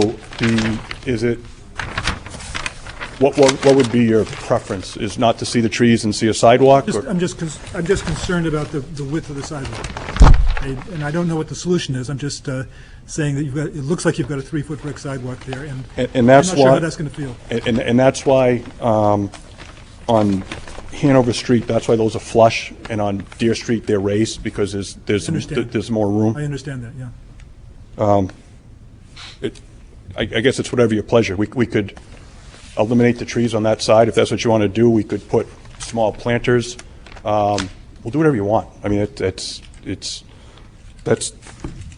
do whatever you want. That's all I can say. I mean, we're confident it'll work. It looks good on Lot 2 now. We're okay with it, but if that's a concern, let's talk about it. We'll do whatever you want. Yeah, yeah. Ms. Hayden? Yeah, we'll do whatever. Yeah. Just related to that, when I was, and I'm not even sure we're talking about the same spot, but I thought that there were places where it looked like there wasn't a 5-foot width to go down the sidewalk without going over a tree grate, for example. And it's, with this level of detail, it's hard to tell. But right. It looks like if you were in a wheelchair or crutches or whatever, you in places on Hanover have to go across a grate.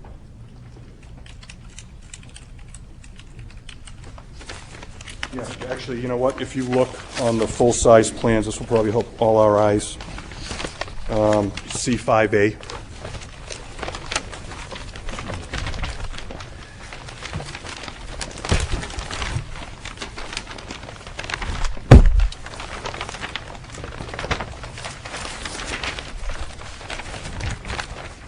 Rick is correct. The free space is between the edge of the building and the trunk of the tree.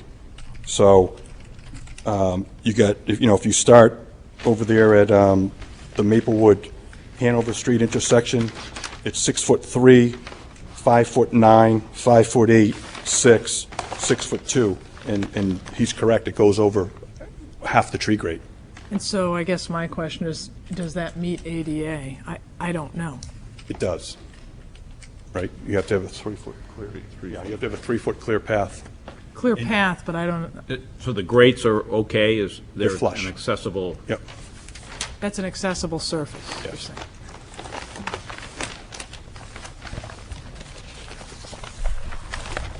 Ms. Hayden? While we're on that side of the building, Greg, on Hanover Street. Good, sorry. Oh, that's right.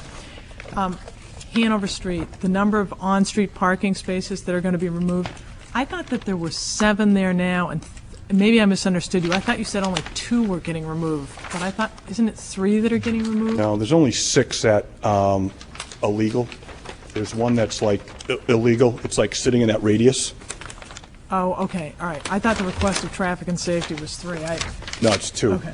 And so where that stands now is that traffic and safety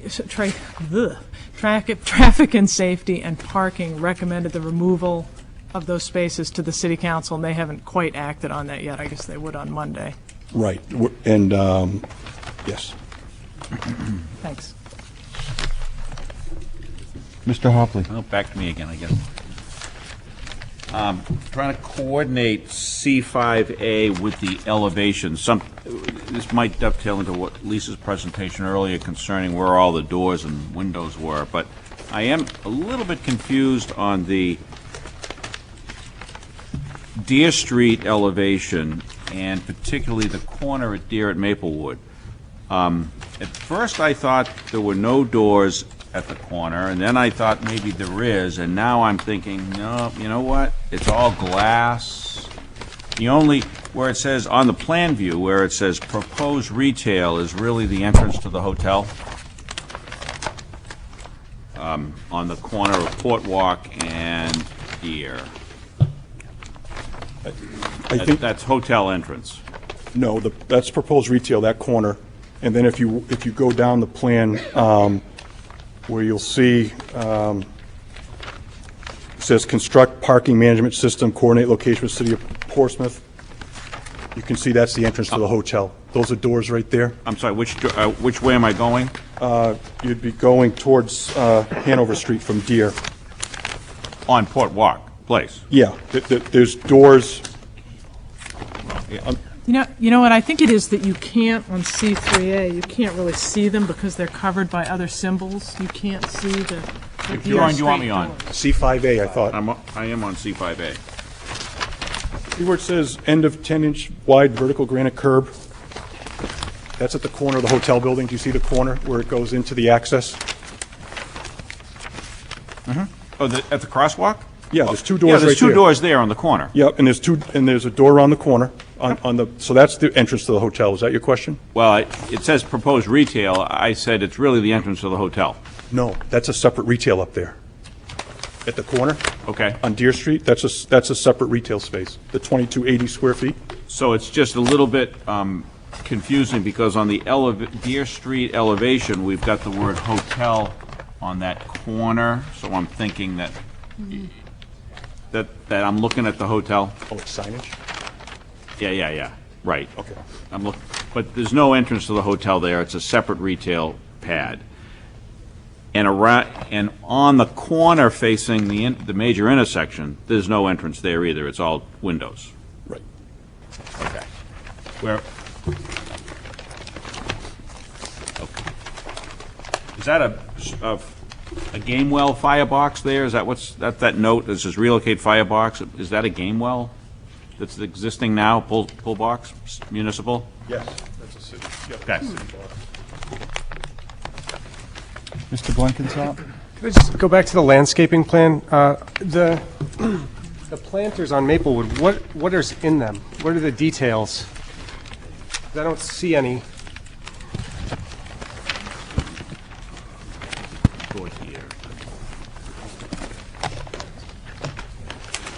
In the planters, there's on the back side of the planters, there's a trellis. Could we get your name and? I'm sorry, I'm Robbie Woodburn from Woodburn and Company. Thank you. In those planters, which are raised, there will be shrubs and vines, and we'll have multiple types of vines that will grow up the trellis and up onto the pergola that's above you that sticks out from the building. And are those detailed on the plan? Not yet, no. Okay. When will they be detailed on the plan? Next go round. That can be a stipulation that those have done. This is a recent addition in response to the last HDC meeting, correct? And is the trellis noted on the plan somewhere? Is that? Not yet. Okay. You all set, Anthony? Other questions for the applicant? Yeah, just sticking with the Oh, trellis. I'm sorry. Mr. Groff? What do you anticipate the material of that trellis to be?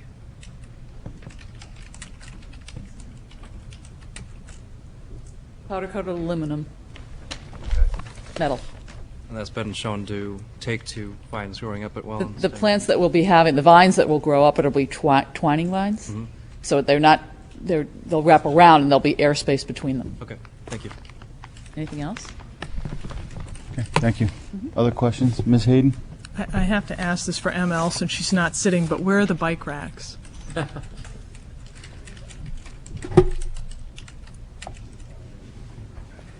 I believe there's a notation that shows a location designated on the parking deck on sheet C5A, and I also believe there's a location deck? designated in the basement. 5C.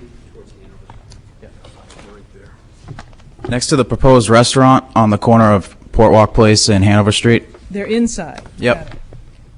So, okay. And that's the only one And there's some down below. on the lower parking deck?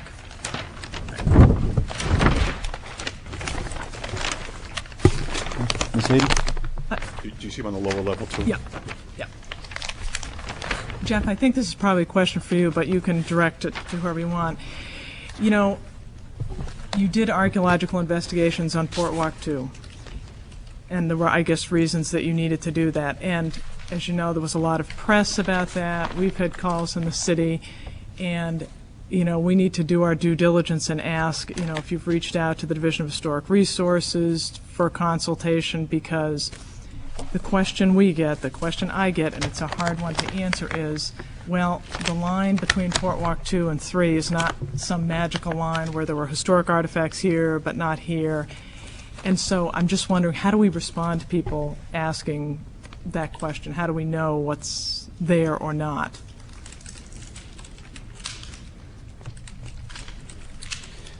We've engaged IAC to do a report, and we're sensitive if there's, we're happy to give the city the findings of that report, or submit that, you know, as part of our stipulation, to submit that that report to the city and have them on site if there's any sensitive areas to consult during the excavation.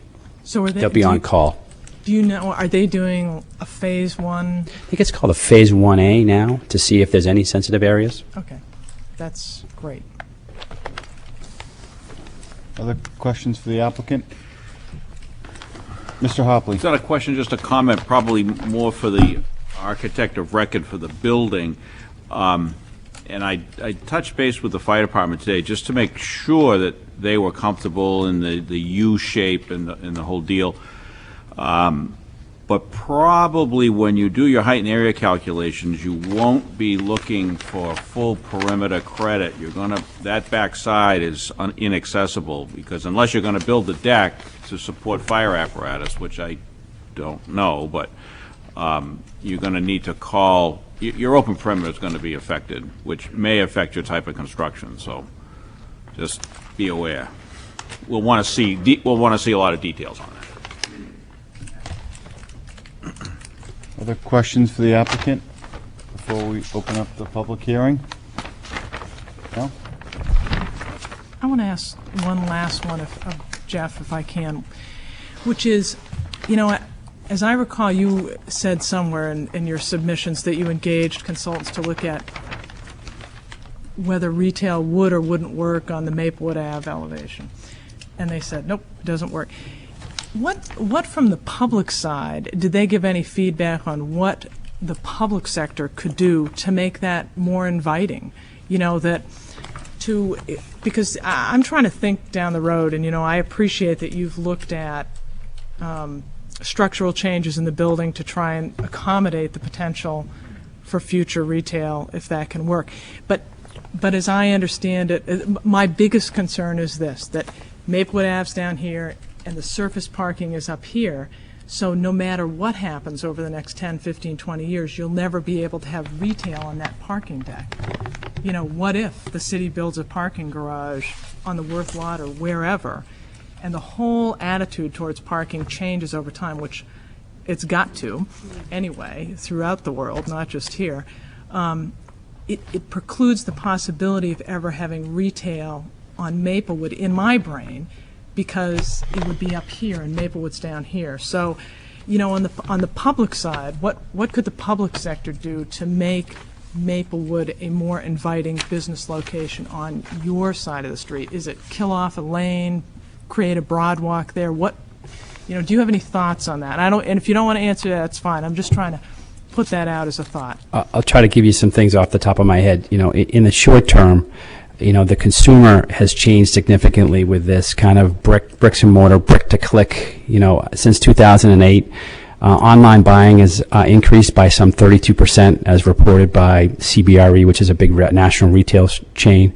So the uses that are more interesting are service-related uses. You know, hair, restaurant, entertainment. Those type of uses. That's where we're seeing the demand in, and we've tried to create that space. And so that I'll just say that as kind of an overall, that's what's going on in the retail market. On Maplewood specifically, I would say that the retail box that we created, because that retail entrance is down at grade, which is here, that creates a great retail space. Just the fact that it's up, you know, 4 feet, The volume in that space doesn't exist really anywhere in downtown relative to the ceiling heights. A lot of the retail spaces we have are infill 2,000 square foot spaces with 14-foot ceiling heights. This will have 16-foot ceiling heights. When you walk along that pedestrian corridor, as long as you're walking in at grade and walking into the space, it can be great space. There's examples of that all along. I mean, they're in different urban areas, but I don't think that the fact that it's up 4 feet, you'll be walking at grade and being able to look into the store and goods and services or a restaurant. You know, it's a cool, when Jim and I look at this, it's kind of a cool restaurant space. You know, you get a lot of visibility. It's destination right now. So that's that's in kind of the medium term. From a public planning standpoint, you know, the little that we've learned, the little we know, is that you have to make the pedestrian feel safe at the sidewalk, and you have to frame it. The building frames it on one side, and a car frames it on the other. So when you walk down, you're in the middle of that street. Right now on Maplewood, 14,000 cars a day, 16, I don't know what the number is. You just want to get over to the building. So if you put parking on Maplewood, which is a big policy decision from the city, retailers may come, and we can not only do that retail space in the corner of Maplewood, we could retrofit the parking deck. I mean, we could take parking spaces back and retrofit that parking deck to put retailers, and that'll be in our economic interest. Our interest, you know, we've tried to create this plan that is flexible with the city, that doesn't lock you in, because we heard that that was a big issue on the Gateway Inn, and we feel like we've responded by a flexible plan that the city down the road can change it. And again, our interests are aligned from an economic standpoint. And so, you know, when I look at this plan now versus a couple of years ago, what was in my mind so much better about the previous plan was the parking was all subterranean. So you had, you know, Maplewood Ave and the building floor elevation could conceivably be the same. You weren't walking on a parking deck. But what I think I heard you say is, are you saying that there's nothing structurally that precludes, you know, say 10, 15, 20 years from now, that half that parking, surface level parking deck, the open parking deck, could go away and be, I'm going to call it usable space, not that cars don't use space, but meaningful space? I think the biggest, having not studied the infill piece as much, it's all about loading. And if we can put cars there, we can put people, and we can put retail space on there. So the planning department really to make sure that we had the egress, the ceiling heights, that we could really retrofit that space. And we went back with our architect, and it works. And when you're talking, in my brain, I'm talking about retrofitting the parking. Yeah, I'm sorry, I answered two questions. The first is yes. It's the structure, that structure that's along Maplewood from what I'll call the building down can all be retrofitted. You know, it's going to need, it's going to need all the building utilities to get there, and it's going to cost some money. But the biggest thing is it's going to have structure to be able to hold it up. And again, just for everybody's benefit, the plan before was retail under the two corners. The infill between the two buildings, 40% of that was the exit out of Maplewood, loading and trash. So we're really talking about a 60 or 70 foot area. There was retail before that, now is this green wall concept. So I just thought the 2007 plan was all retail on the ground floor, parking all beneath, and then office above. We have the plan if you want to see the.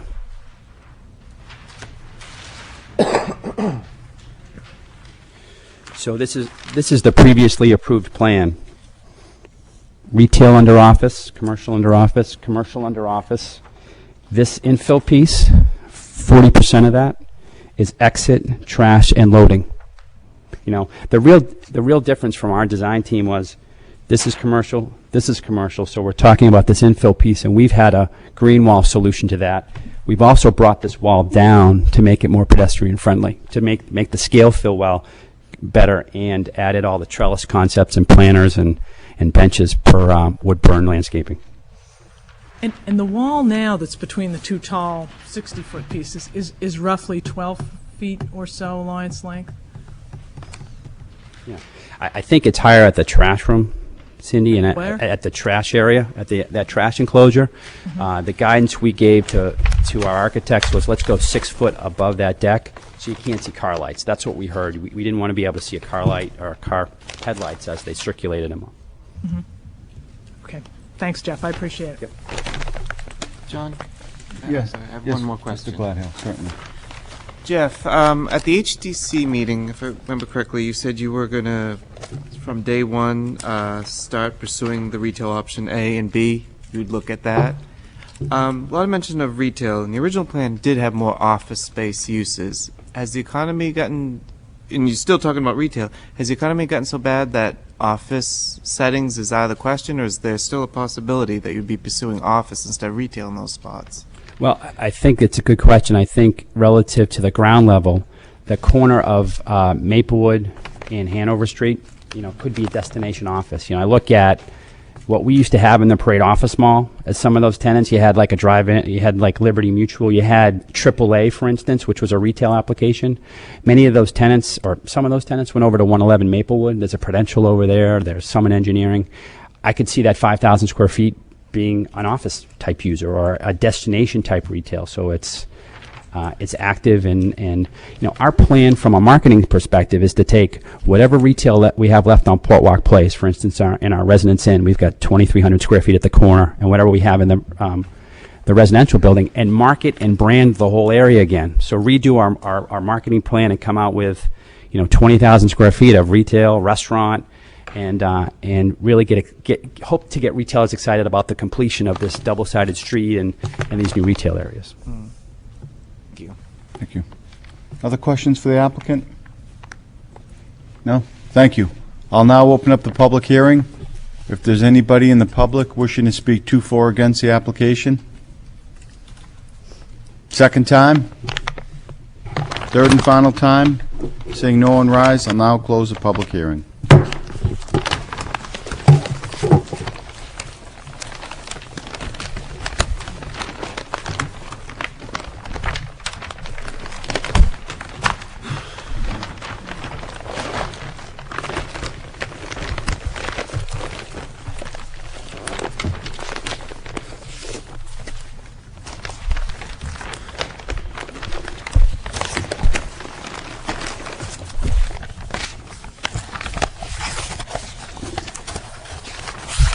Ms. Hayden? Now, I'll make a motion if no one else will. I think the applicants have done a great job. I think there are a lot of issues here. I think this is a really important downtown project, and I don't think, even though it came before the board in 2007, it is a very different project in many ways. And so for that reason, and for all the issues that have been raised tonight, and additional information they need to put on their plans, and more work they need to do with the HDC, I would make a motion that we postpone this to the December meeting. And I think we've given them a lot of guidance for some of the things that we'd like to see, for additional details on the plan, et cetera. And we can review those again, and but that's my motion. I'd like to postpone until December. Need a second on the motion? I'll second to discuss, yeah. Okay. Discussion on the motion. Mr. Blankenship. I agree. I think there's a lot of information we need that I wouldn't want to do just through stipulation, and so I agree. My one question is December enough time? It comes quick with the Thanksgiving holidays, but that's my only question. Okay. Well, if we postpone it to December, they don't have to go through the expense of re-advertising it. It gives them their best shot at it. If they're not prepared in December or issues haven't been resolved, it can always get postponed again, and hopefully that wouldn't be the case. But fair enough. Ms. Roberts? Yeah, I just wanted to say, there's sort of this outstanding issue that we discussed at the beginning of the evening about the phasing. And I appreciate what Jeff Johnston just said in response to Cindy Hayden's question regarding sort of long-term planning from an urban design standpoint, sort of vis-a-vis encouraging development, retail. What I'm thinking is sort of the impact of what potential development, how that might affect parking calculations in particular, as raised in Rick Tainter's memo to the board, essentially sort of saying we don't want to have more parking than is required, i.e. than we need. And particularly, as Cindy Hayden was suggesting, that moving forward, we're hoping to need less. So I think, I guess the crux of what I'm saying is I'm happy to build in a little bit more time, because I feel like I'd like to be able to take another look at this in the context of the phasing issue, in order to sort of understand the big picture aspects of this project. Okay, Ms. Hayden?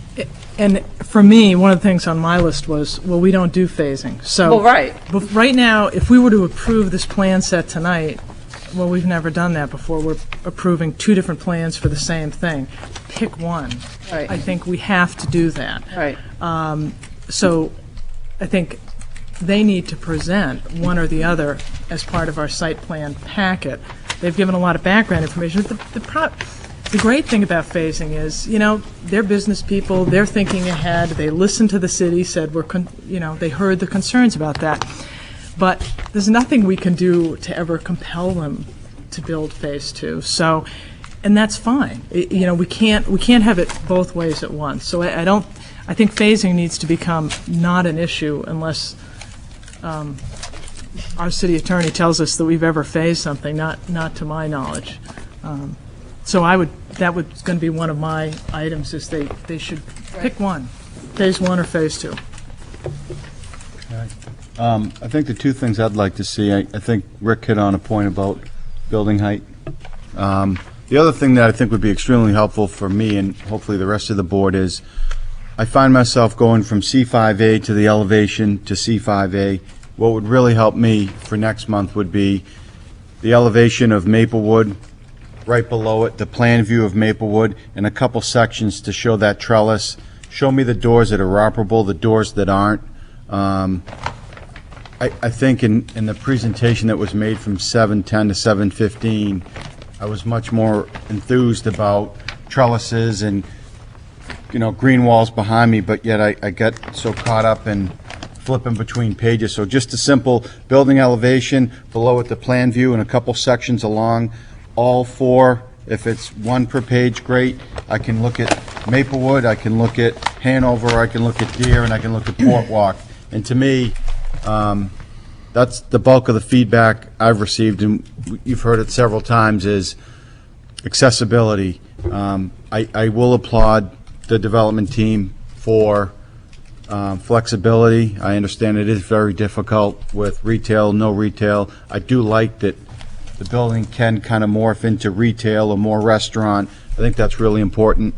But I'd like to see all those components on one drawing, the plan, the elevation, and a couple sections. So those are just a couple things that I'd like to see. So, Mr. Hopley? Well, and there's been a lot of discussion about the agreement, I don't know, the Private street agreement, and I think we really need to open that back up. Maybe this board doesn't have it. I don't. Probably never had it. Never had it. I mean, I'd be No, more. because I think it was 2009 that got approved, I think. But anyway, included in the packet. Yeah, and then make any adjustments that we've talked about here that reflect the newer conditions. Case in point, it's really important that the city has access to the new grease interceptor for inspections, and I mean, it's still a major issue out there. And the health department, our public works needs to get to those fixtures. Ms. Hayden? And I know that the applicant is aware of it, and it's shown on your easement and license plan, but the board should not lose sight of the fact that one of the stipulations that's not on the techie list from Appledore is that the city council has to approve the easements for the cornices over the city sidewalk, the foundations under the city sidewalk. So, when we get to having action on that, that will have to be part of that. And is the trellis now involved in that? I don't, maybe the trellis is set back. It's back. So, Mr. Blankenship? Yeah, I think also just making sure we get details on that green wall, so we can really understand what it will look like, given the importance of that Maplewood stretch. I agree. So, Other comments? Ms. Hayden? This is kind of a question for discussion of the board. One thing that really bothers me about this plan is the trash doors on Maplewood. I know they were there before. It doesn't matter. We're in a different year now, different climate. They're really on my radar. It really disturbs me that this trash truck is going to pull up in Maplewood, and the 3 doors that are in the center of Maplewood are to bring trash out. And I would like the applicant to go back and look and see if you can handle that internal to the building, because as everyone knows who drives Maplewood, there's sort of a de facto loading zone at the food store there, which everyone uses. Well, I don't want the trash doors to become a de facto loading area, because what happens in this town, you depress a curb, everybody will be using it to roll their products up over it. It's not meant to be a loading zone for everybody, but that is what will happen. And the other problem we have is trash on city sidewalks is just torture, trying to keep the grease and other junk that comes out of those dumpsters off the sidewalk. So please look at ways to accommodate trash pickup internally. That's a really important one for me. I don't know how others feel about it, but I guess if you're going to have it out in the street, that'd probably be the preferred street to have it on versus Hanover or Deer, but I agree if they could do it internal. take a look at it. So. Other things that, just so you don't lose track of them, I'd like to see a gate detail for that underground garage, because I don't think that's on the plans. And I don't think TAC probably reviewed that. Is what's that, the city's? A gate detail for the going down into the garage and out of the garage. I assume there's only a gate in, but who knows. And I don't know if we've seen a turning template for fire trucks. Was that anything TAC reviewed to get? We've met with the fire department. We went through the plans. And do you have turning templates on? Can you just show that on the plan to show that you can get a fire truck where it needs to go? Private street agreement, copy of that. And, it would be helpful to have at least the ground floor plan of the 2007, or the 2008 plan, and just the plan view of the 3 lots and the perspectives from the ground floor. I know that we've got those on file in the planning department, but, Cindy, you just said 2007 is irrelevant with the trash, and now we want to show that plan? Well... You just said that. It's irrelevant. Then don't provide it. Okay, it's Fine. It's tough. Then don't provide it. Okay. What I was trying to do, Greg, was head off any further discussion of how they're different or the same than last time, Okay. so that people can see, because it's been a point of discussion tonight. It's been brought up so many times how they're different or the same from the last one. If we had never discussed the 2007-2008 plan, I wouldn't have asked for them. And maybe the board doesn't want them. I thought they might be useful. That's all I've got. Any other comment or discussion? Yes. This didn't come up at TAC, but it was, I think, maybe because the fire department representative wasn't available for the second TAC meeting, I believe. But the question has come up about fire protection, how that happens with this building. As I understand, the deck is not meant for equipment of the weight of fire trucks. Is that the fire trucks are not intended to go into the deck? So I guess there's some questions about emergency access to the back of the building. So a truck would be out on Maplewood Avenue. What would it be doing? Would there be, is it shooting water across the 130 feet to the back of the building, or is it, or you don't need fire protection on all 4 sides of the building? I just have that question about that. Yeah, who did you meet with? Carl? Yeah, they had that discussion with Carl. You're right, he wasn't at TAC, so they had it offline. Could you provide that information to us for what the response, what the approach would be for dealing with that? Or maybe I've tried to get it. I mean, I've asked, but he didn't get it available. Tim Levine. Patrick and I met with Carl Rodiger at the fire department, and what he told us was that they don't want to put a fire truck on that deck, really, under any circumstance, if the building's on fire. So what they do for this type of situation where they can't reach it, they're set up to hand carry equipment in so that they can access, whether they hand carry fire hoses in, then access it from there or bring in ladders or something. He said there are other buildings in the city that are like that, but he was satisfied that that was something that they can do by hand.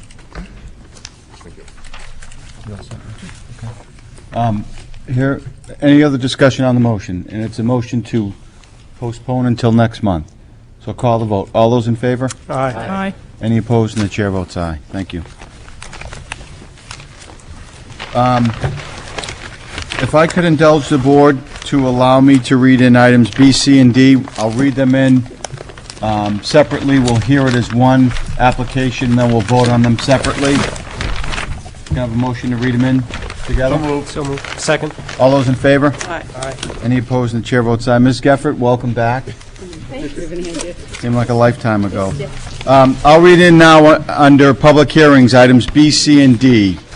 Item B is the application of 750 Lafayette Road LLC owners for property located at 750 Lafayette Road, wherein preliminary and final subdivision approval is requested between two lots as follows. Lot 7 is shown on Assessor Map 244, increasing in area from 52,287 square feet to 88,848 square feet, and with 296.90 feet of continuous street frontage on Lafayette Road, Route 1 bypass, and Lot 8, as shown on Assessor Map 244, decreasing in area from 118,072 square feet to 81,511 square feet, with 293.85 feet of continuous street frontage on Lafayette Road.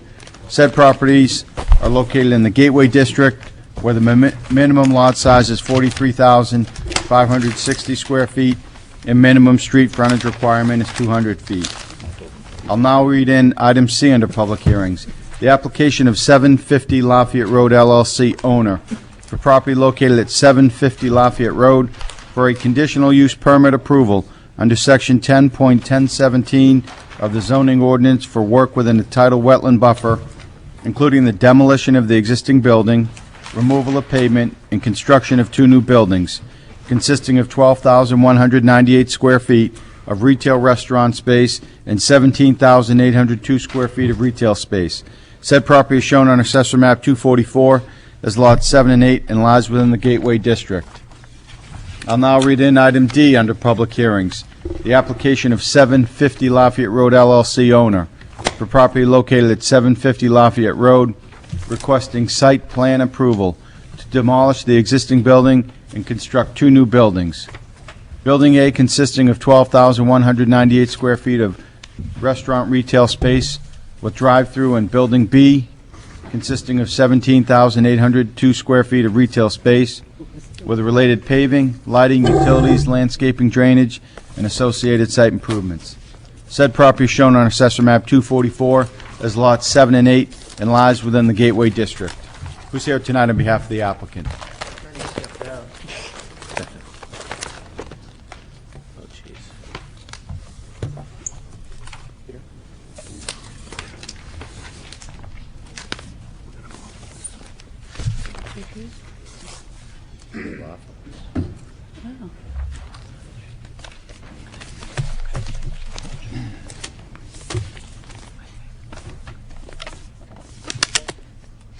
Mr. Chairman and members of the board, I'm Peter Laughlin. I'm here tonight with 750 Lafayette Road, LLC. And you have before you three applications, as the chair has just read. One is for conditional use permit, one for site plan approval, and one for subdivision. And we've had a disagreement or a discussion with the chairman with the department head, with the director of planning, concerning access and frontage, and that affects the subdivision application. And I'm not sure we're going to ever come to an agreement on it, but there's a way to resolve it, and that is by, at the suggestion of the planning director, was to not go forward with the subdivision. Now, one of the things that drove the subdivision, it wasn't really, it was as a lot line change, because at the present time, There were two lots. We wanted to just simply change the lot line. And one of the benefits to the, maybe a number of benefits, but one of the benefits was you're allowed one freestanding sign on each lot. And basically, we have two freestanding signs there. One is devoted entirely to the Greenleaf Woods. So that leaves one sign for the this site, and if you combine the signs, arguably we wouldn't have, if you combine the two lots, arguably we wouldn't have any freestanding sign. So we've decided to withdraw or postpone any continuance of the subdivision. We're applying probably tomorrow for a variance for a second freestanding sign to really replace the second freestanding sign that's there. And we wish to go forward and have the board consider the conditional use permit and the site plan, because most of those features, none of those features will change in terms of access, egress, and landscaping, and we're all here tonight to discuss those matters. Thank you. Thank you. Good evening. For the record, my name is Eric Sari, project manager with Aldis Engineering. I'm going to walk you through the plan set quickly, given the time that the prior hearing took. In its existing condition, the site is the Bourneville Jeep dealership, which you all know exists across the street from the bowling alley. At the bottom of the plan here. The building itself is about 23,000 square feet. 91% of the combined lot area is paved or otherwise impervious. Stormwater is, well, it's old school. It's about 50 years old. It drains to two places, either the DOT system into the marsh or to what we think is the city sewer. There's an unaccounted for amount of drainage, and the sewer seems to be the logical place to send it. It is accessed on two locations. One, it has a curb cut. That location there on Route 1, which is currently closed, the owner, or the prior owner, Mr. Bourneville, did chain it. It is still there. Primary access is from the light at Greenleaf Woods Drive, which is, it's not really a road, it's not a private road, it's actually an easement to access the Greenleaf Woods condominium development in the back. What we'd like to do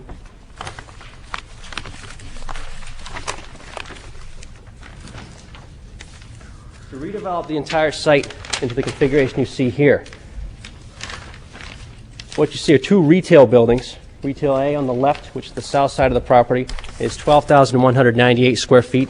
That's mixed-use retail. On the plan, we've shown what we think is a reasonable mix of potential tenants so that we could craft the site, analyze the traffic and drainage and lighting and whatnot to sort of anticipate what we're going to have for tenants. Tenants are firming up. A lot of them haven't committed yet, so we don't know the exact breakdown. That's why they're all called conceptual on the plan in front of you. The building on the right, Retail B, is a 17,802 square foot Goodwill thrift store. Currently, they operate out of the Riches Plaza down the street. They will be moving out into this freestanding building here.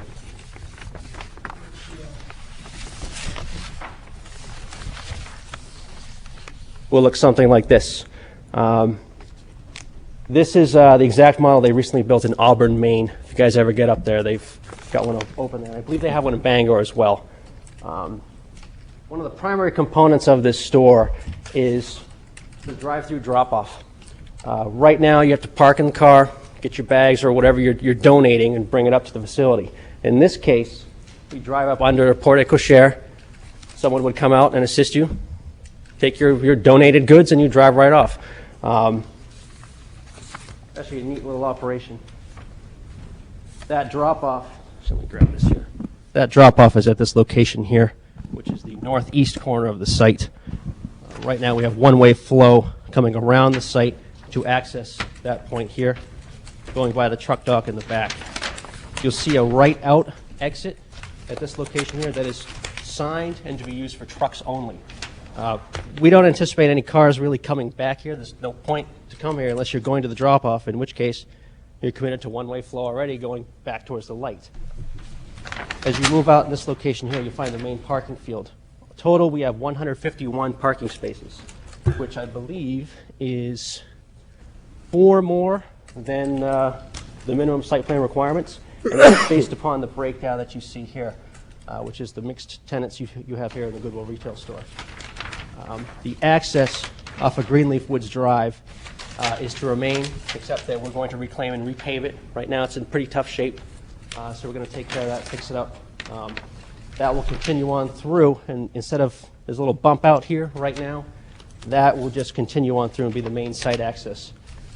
Originally, we did contemplate a drive-through, and I think some of that text did make it into the planning memo. That was removed. The tenant, who was going to be a coffee user on the end cap here, hasn't committed, so we haven't decided to proceed with the drive-through at this time.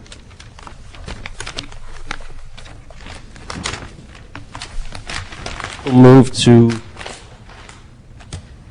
grading and drainage, which is sheet C3. One of the nicest aspects of this redevelopment is the stormwater components that we propose to introduce to the site. As you recall at the beginning, I stated that the stormwater system is antiquated in its existing condition. It doesn't handle larger storms, and it provides almost no treatment whatsoever. What we want to do is reduce impervious surfaces by about a half an acre, collect all the stormwater in a new stormwater system, which is comprised of catch basins with sumps and grease hoods, and drain it to a large rain garden at the front of the site. The rain garden is here along the entire frontage of the site.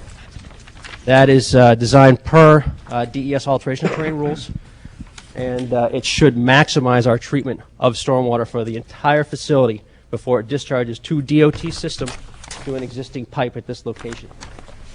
As you're aware, DOT is going to be redoing this section of the bypass. They'll be redoing a good amount of that pipe work there. The discharge point over here to the marsh will remain the same, but they've allowed us to maintain our existing connection. So we're just going to replace the pipe with a new pipe at the same size and drain to it cleaner and slower than we're doing in the existing condition.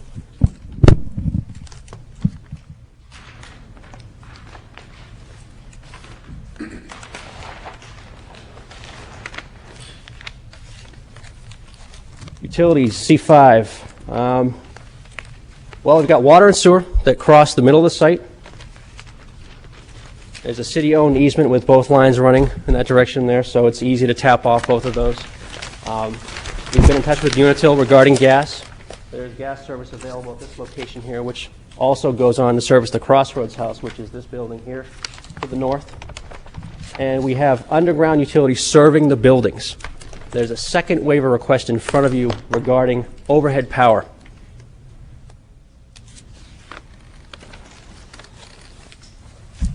That's an exhibit I brought in the other day. You'll see on this, the red lines are existing overhead lines that traverse the site. They start on Route 1 here in these two locations, cross to a pole in the middle of the existing dealership parking lot before continuing on to the west to Greenleaf Woods Drive. From what we've heard in our discussions with PSNH and in particular Comcast, that is a major line. It's not just the power. From what we've been told, it's a major fiber optic line which services 6 towns, T-Mobile cell phone sites in Maine, as well as a good portion of AT&T's network. To route that underground, as would be required by the site plan regulations, is difficult, expensive, time-consuming, and the potential for adverse outages to a good amount of people. It's a little too much for us to take. So what we're proposing here is to reroute that existing line around the back of the site. That'll be minimal outages. We won't have to splice the fiber optic line. So nobody's internet is going to go down, nobody's cell phone service is going to go down, emergency services and their communication systems won't go down. The power might have an hour interruption one night throughout the process. Our original plan had the line bouncing over here. Recent discussions with the PSNH have revised the layout to be in this configuration here, which you see in green. That will service the proposed building, which you see the underground power in blue.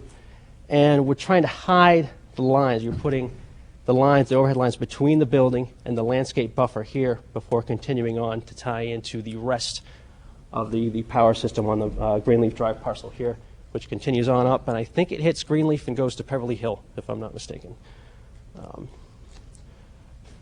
There was one other waiver request. Actually, I should have stayed on grading.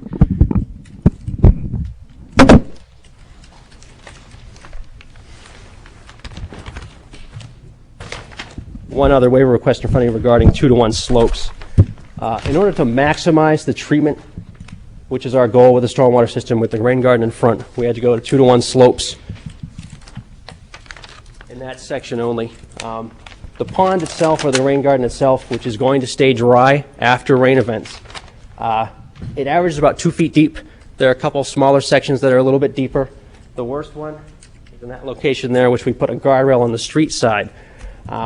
But it allows us to maximize our treatment area, which is a site like this, you don't get a very many chances to retrofit something that's that old and that antiquated in terms of its treatment technologies. We've had discussions with our landscape architect, Robbie Woodburn here. She believes that we can successfully plant these side slopes and achieve the goals of the site plan regulations by greening the site. I think I'd like to turn it over to her to talk a little bit more about landscaping, what we'd like to do.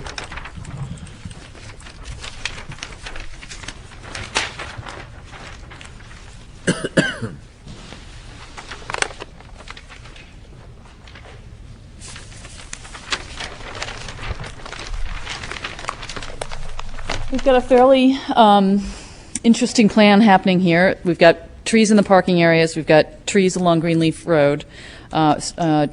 We've got trees at the street. The trees within the parking area are a mix of native elms and London plane trees. Out at the street, we're also using elms.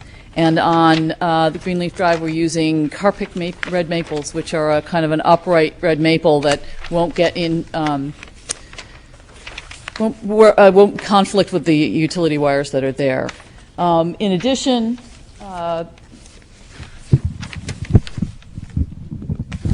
it's grabby. So we've got the elms that are out along the street, and then where the parking butts towards the street, we've got small amelanchiers and some viburnum below that, so that'll screen those cars there. In the back, we've got some screening from the dumpsters that's done with arborvitae, and we've got a fence along the back side that acts as our screening, but on the inside of that, from the street view and from the parking lot view, we're using evergreens along the fence to sort of soften that as well.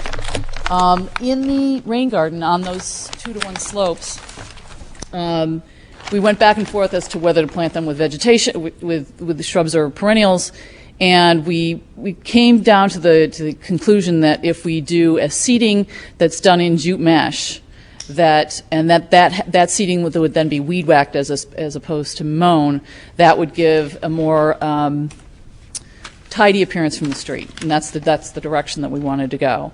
Our mix of plantings in the rain garden are a mix of natives, mostly natives, perennials that can stand the diverse conditions that you find in the bottom of rain gardens.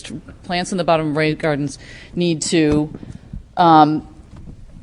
be able to sit in a lot of water for a short period of time. Then it turns to a desert because it drains so well. So you've got to have plants that do both. And we have a mix of things in there so that if some things aren't doing as well as we'd like them to do, there are others that will immediately take over with that. That's fairly quick summary of what we're using there, and I'll take questions if you have any about that. Ms. Hayden? Just one quick question on the plants in the rain garden that have the boom bust relative to the water. Do the ones, only because we're seeing more and more rain gardens, do they die off? The ones, if you go through a drought period, it doesn't rain for 6 months, whatever, do those ultimately die and the other species take over?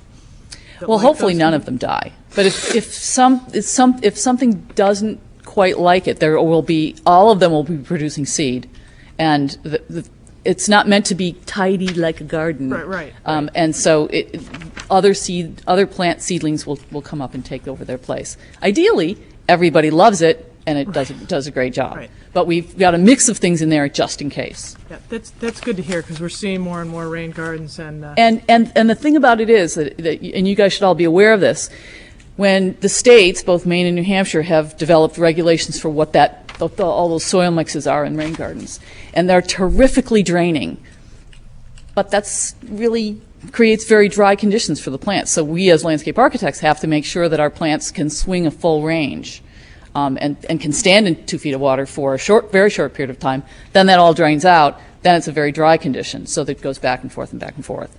And it's something you have to be aware of. Thanks. Mm-hmm.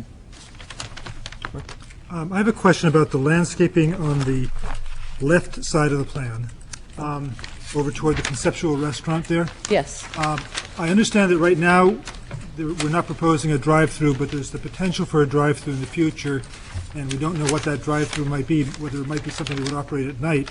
So I'm just wondering about whether you've got viburnums along the center part of it, but whether there's any possibility or whether it would make sense to have something similar so that as the car headlights sweep across and face the traffic that's coming down the bypass, you kind of shield some of those headlights. Does that make sense at all? Because the rain garden is depressed. Yes. So there's really nothing to block the car headlights if there were car headlights. Yeah, that does make sense. Could that be something you'd look at? Yeah, absolutely. Great, thank you. Anyone else? No. Thank you.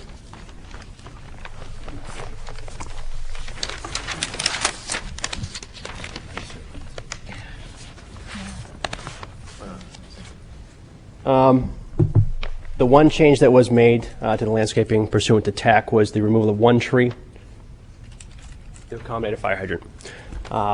There may have to be some changes to Robbie's plan given the overhead power relocation and how you move on the waiver for overhead power in the first place. As far as state permits go, there are a number of state permits that this project is pursuing. The first, as I mentioned before, is alteration of terrain, which is our stormwater and earth disturbance. That has been submitted. And as I mentioned, also the rain garden does meet state criteria for water treatment, stormwater treatment, so I don't think we're going to have an issue there. We've also filed for a dredge and fill permit. Even though we have no wetland impacts, we are doing work within the 100-foot wetland buffer, the tidal buffer.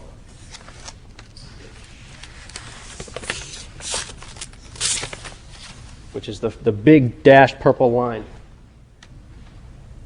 in there. That has been submitted to DES. We haven't heard any comments back from them, but we did go to Conservation Commission to discuss it. They did not oppose to it. In fact, I think they liked the project. And that also ties into the conditional use permit before you, which is a little bit different. The city's 100-foot buffer extends beyond the tidal buffer. There's the tidal marsh out in here. There are little fingers of freshwater wetlands, which pushes the city's wetland buffer further into the site. But the Conservation Commission also had no issues with that. Their one stipulation was that we put vapor barriers under both building slabs, which we have no problem with. We have done some research at Division of Historical Resources up in Concord, looking into the historical aspects of the site, and found no issues at all. Clean site from that perspective. The closest historical buildings that could be affected would be the Crossroads House itself, which is now gone, which was replaced several years ago, and the bowling alley across the street, which has been modified so many times it no longer has historical integrity. The dealership itself is of no historical value according to them. They have no records of any archaeological records on the site at all. So we're clean there. We got a clean letter from them. We also filed for a DOT driveway permit for not only change of use but also our access onto the bypass. A traffic study was done as a part of that. It shows about a 1% increase in traffic numbers. That's in the 2012 build and 2022 build. It's about a car every minute is the way the traffic engineer boiled it down for me. The level of service remains exactly the same. B in the morning at the light, C at the PM peak hour at the light. And delays, delays are level of service. I apologize for that. The capacity of the intersection is not altered. We do not see any need for additional traffic mitigation, particularly where the state is about to redo the entire corridor. We looked at sight distance from the exit, the truck exit looking north. When the state comes in and redoes the road there, the flyover comes down in front of Crossroads House. That entire structure will be demolished and the grade redone. Opens up plenty of sight distance there. Where we have trucks, we're even higher than the car, so sight distance will not be an issue from that location at all. For state permits. I think that's it for the state permits. Architecture, we've seen the Goodwill building. That's the Retail A building. That's subject to change based upon the tenants. Tenants are firming up. I think that as the process moves forward, we're starting to gain some steam and get a lot more interest. So hopefully in the near future we'll have more information on who that's going to be.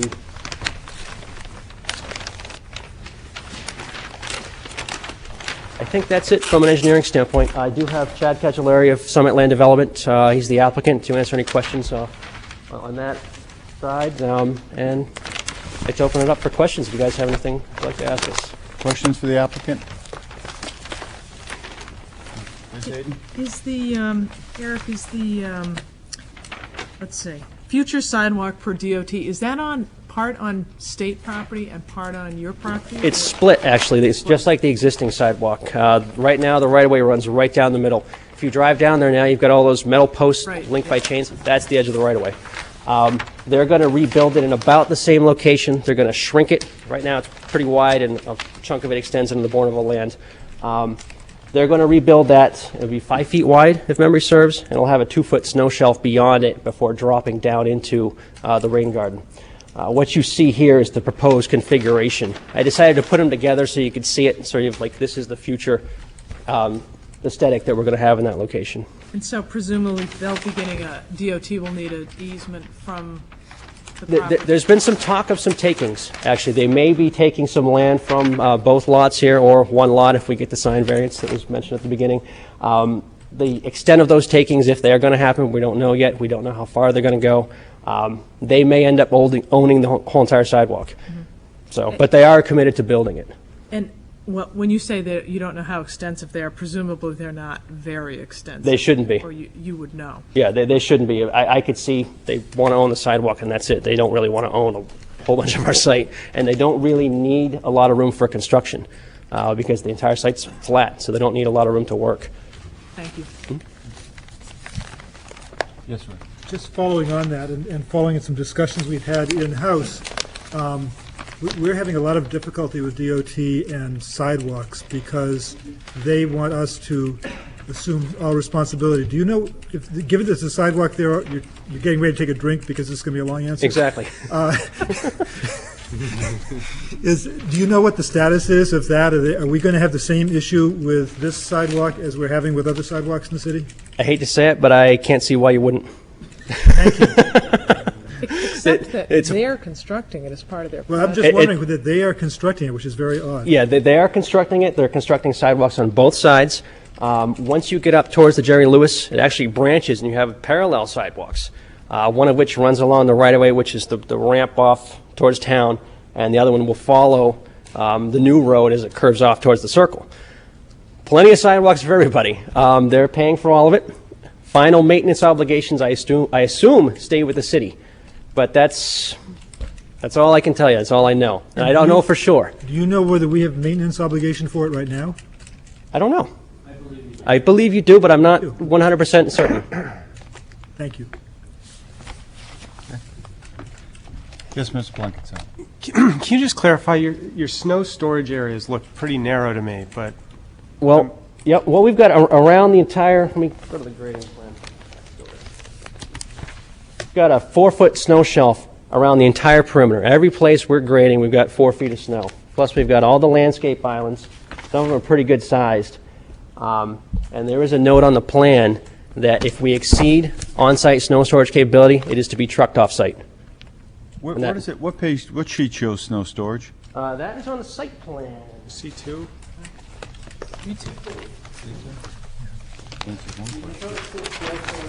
Going either way. That runs the whole perimeter, all the islands everywhere.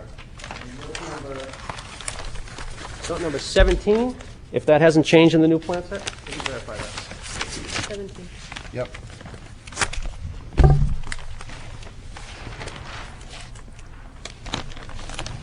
It is still note number 17, specifies that it is to be trucked off-site if it becomes, if it exceeds the storage capacity.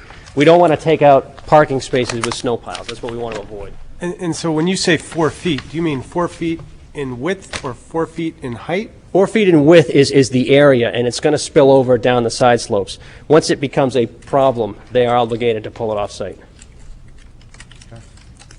I mean, is that going to affect any sight lines as if you've got 4 feet of snow at a certain height running down the road, is that going to impact sight lines at all? The only place that it could, in terms of egress, would be the truck exit, right in that location there. But you got to remember it's for trucks. So we're talking tractor trailers where the eyeball height is 7, 8 feet high. So you're above the snowbank. Plus, in locations like that, you'll see it often. Someone will bring a loader in there if the pile gets too big and push it back into that area there.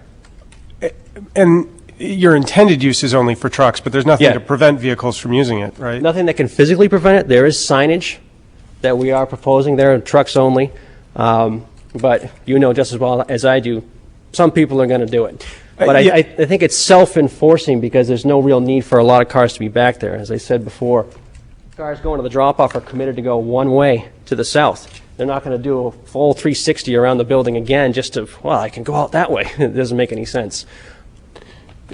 And that may be true. I'm just wondering if we should make sure there's no snow storage in that specific area that if a car were to use it could block a sight line. Well, there is the sidewalk that the city may end up plowing, Rick. So that should be cleared as well, so that will help maintain that. But we can put some sort of note on there, something to the effect of areas where snow piles might affect sight distance. This pile height should not exceed 4 feet, something like that.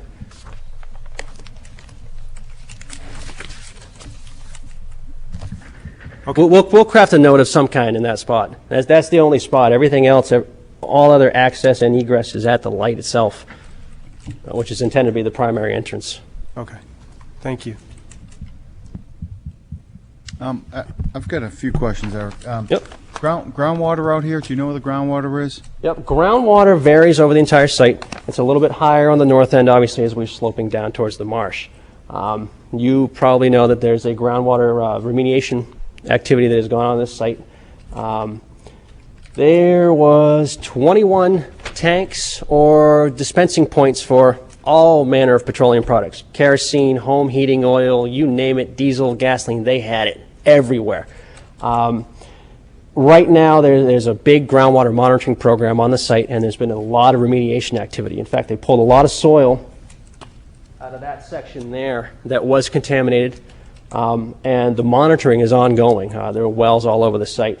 That wasn't my question. I'm getting there. So the groundwater does have some issues that we may encounter contaminated material, which will be abated. But in terms of the rain garden area, we're looking at about where the under drain is set, so we don't anticipate a lot of groundwater discharge, which is a good thing.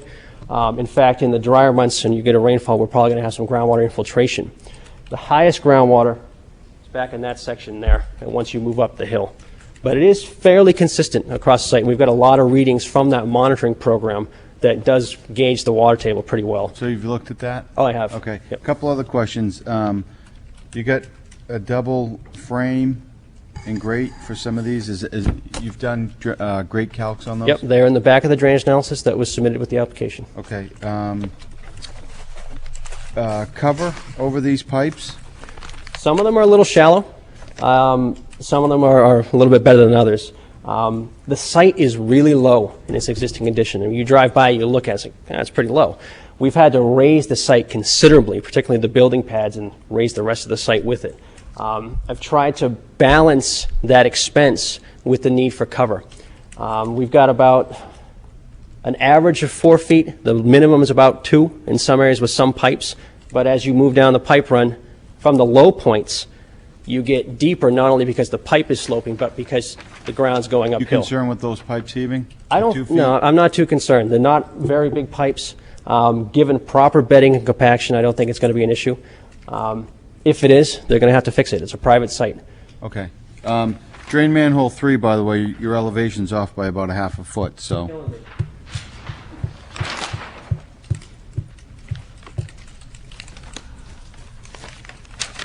So that's one. That should be 12.00.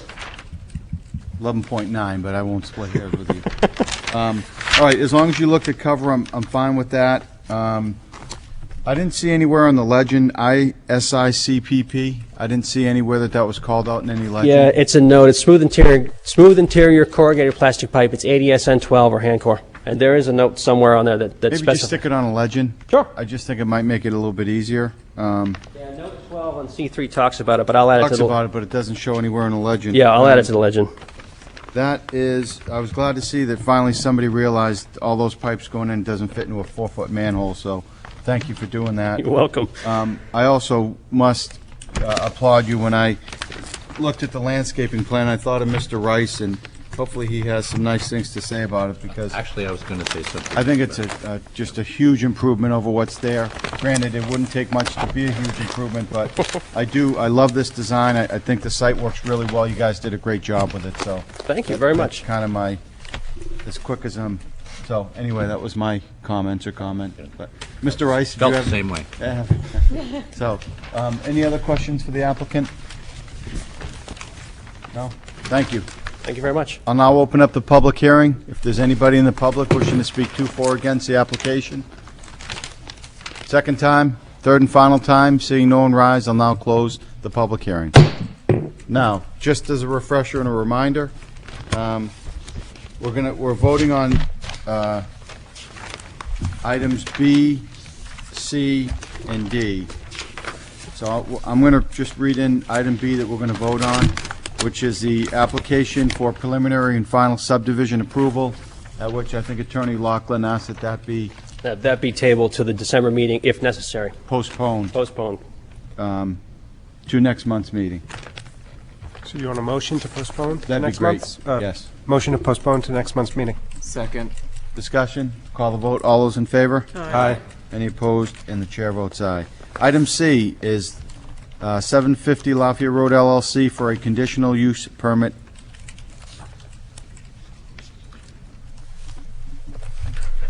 Yes. I wasn't clear. Did you want to move ahead with this, or were you expecting to have this postponed as well? Well, seeing the access issue and the lot line doesn't really affect what is a part of the conditional use permit. The site's not going to change, if at all. The grading and drainage is really the benefit that we're trying to bring to the site, which is the real crux of our argument in favor of the conditional use permit. So I wouldn't mind if you proceed with it. Yeah, I don't want to speak for the, Ms. Hayden. I just have a question. If we're approving that, and that becomes, here's the approved plan that's in the file, is there anything on it that shouldn't be in terms of where lot lines are? That's my only concern, that you'd have to revise the plan, right? Because the line isn't where it might end up being. But that wouldn't affect conditional use, nor would it affect. But it's on the plan. Well, the proposed lot line isn't in the 100-foot city wetland setback. So the area under the jurisdiction of the conditional use permit doesn't have the lot line going through it. Yeah, I know. My only concern is these plans end up in the file, and then people research them 5 years from now, and they say, wait a minute, this one isn't the same as that one. If it doesn't present a problem, it just seems like it would be cleaner to postpone it, so we can have a complete plan set that has all the same information. It doesn't matter to us. It's the board's pleasure. We might as well postpone it then, just for clarity's sake. Postpone the whole thing? The applicant's in favor of it. I was just going to say that the conditional use permit, when you look at the conditional use permit plan, all it shows is lot line to be removed. It actually doesn't show. Oh, it doesn't show. It doesn't show the proposed Okay. lot line on it. All right. As far as I can tell. So I think you'd be okay moving ahead with a conditional use permit. Then in that case, I just don't want conflicting things in the files, because over time, no one remembers. That's a good catch, Rick. That's correct. It does not show the proposed lot line. Only calls for the existing lot line to be removed, which would be the case either way. All right, well, in that case, I'll make a motion for conditional use approval, if you'd like one. Second. Second discussion? Is the note still, or the condition still valid, vapor barrier? Nope. Yes, with one stipulation, the vapor barrier. Agreeable to the second? Yes. Yeah, I think that was, I think for soils and, Because of the groundwater. Right. The vapor barrier is for the groundwater contamination, right? Or Yes, is it- yes, it's odds are that the one place left on the site that still has contamination is right under the dealership building itself, which is where the Goodwill building is proposed. We have no objection to extending the vapor barrier to both areas. As I mentioned, if we encounter any hazardous materials of any kind, we're going to abate it, all of it that we can find. So one of the issues we had in speaking to Peter Britz was he'd like some notations on the plan regarding having someone there when we're digging in those areas for adequate testing. And I think you'd want a vapor barrier anyway under any concrete slab. I would. So. I would, yeah. So. Okay, so we've got a motion and a second. Any further discussion? This is for conditional use. So call the vote. All those in favor? Aye. Any opposed? And the chair votes aye. The last item is item D, which is site plan approval, of which I believe there's two waivers that That's correct. we need to vote on the two waivers before we can vote on the motion, if I'm correct in my Robert's rules of order. And I think it would be good to move ahead and vote on the waivers, and then the request to postpone the site plan, because that does involve getting rid of a lot line. Right, correct. Does somebody have the waivers close at hand? I do, I think. Tell me, Rick, if I get it wrong, but make a motion to waive compliance with section 6.6.1 of the site plan review regulations to allow a 2-to-1 slope in the rain garden running along the frontage on Lafayette Road. And there's one other. Yep, okay. It's not in the, It did make it to the memo. It's not in here. It's The relocation of existing overhead lines. to keep that one overhead line in place. A motion to waive the requirement for underground utility lines? As shown on Exhibit A, submitted this evening, exhibit overhead utility relocation. So Dated moved. November 17th. Second. Second, I'll call the motion. This is for both waivers. All those in favor? Aye. Any opposed? The chair votes aye as well. Now we can vote on the site plan approval, which is item D under public hearings. I'll make a motion that we vote to postpone consideration for site plan approval for Lot 7 until the December meeting, and Lot 8. I guess we can do both at the same time till the December meeting. Second. Second, all those in favor? Aye. Any opposed? And the chair votes aye. Thank you. Thank you very much for your time. All right, board, it's 10:20. I know we have a short standing, no applications after 10. I don't think it's going to take that long to get through them. I don't want to come next Thursday because I have plans. So, does the board mind if we charge through? And Charge. so, that being said, I thank you. Should we throw out or keep these plans before everybody throws them out? $7.50. It seems easier to keep them. Keep them. I would agree. Keep your plan. All right, we're charging forward. Item E, the application of West Wind Townhomes of Portsmouth Condominium Association owner for property located at 1177 Sagamore Avenue, and Kevin Slover, owner for property located at 20 Odeon Point Road, wherein preliminary and final subdivision approval is requested between two lots as follows. Lot 13 is shown on Assessor Map 224, increasing an area from 32,737 square feet to 34,700 square feet with 125 feet of continuous street frontage on Sagamore Avenue. And Lot 10-1 is shown on Assessor Map 224, decreasing an area from 127,572 square feet to 125,606 square feet with 257 feet of continuous street frontage on Odeon Point Road. Lot 3 is shown on Assessor Map 224, is located in the MRO district, where the minimum lot size is 7,500 square feet and minimum street frontage requirement is 100 feet. And Lot 10-1, as shown on Assessor Map 224, is located in the SRA district, where the minimum lot size is 1 acre and minimum street frontage requirement is 150 feet. Who's here tonight on behalf of the applicant? Peter Frago, I'm representing Westwind, and I put forth the application. Do you have a presentation tonight? Not really, just if any questions. I mean, it's all pretty clear on the site plan. Everybody should have a copy of that. It's strictly to move one pin between the two properties, move that pin 25 feet along the existing property line, That's to provide a setback from a fence that might have been there, is that? The fence actually went up, so it's basically to make the property line in line with how the property's been being used. Some of the landscaping on the townhomes has actually been on the Slover property. And with this fence being erected, it now allows the property line to basically follow approximately along the fence. Okay. And, the existing landscaping that's in the townhomes will now officially be on the townhomes property rather than on Mr. Slover's. Okay. Questions for the applicant? No? Thank you. I'll now open up the public hearing. If there's anybody in the public wishing to speak to, for, or against the application. Second time, third and final time, seeing no one rise, I'll now close the public hearing.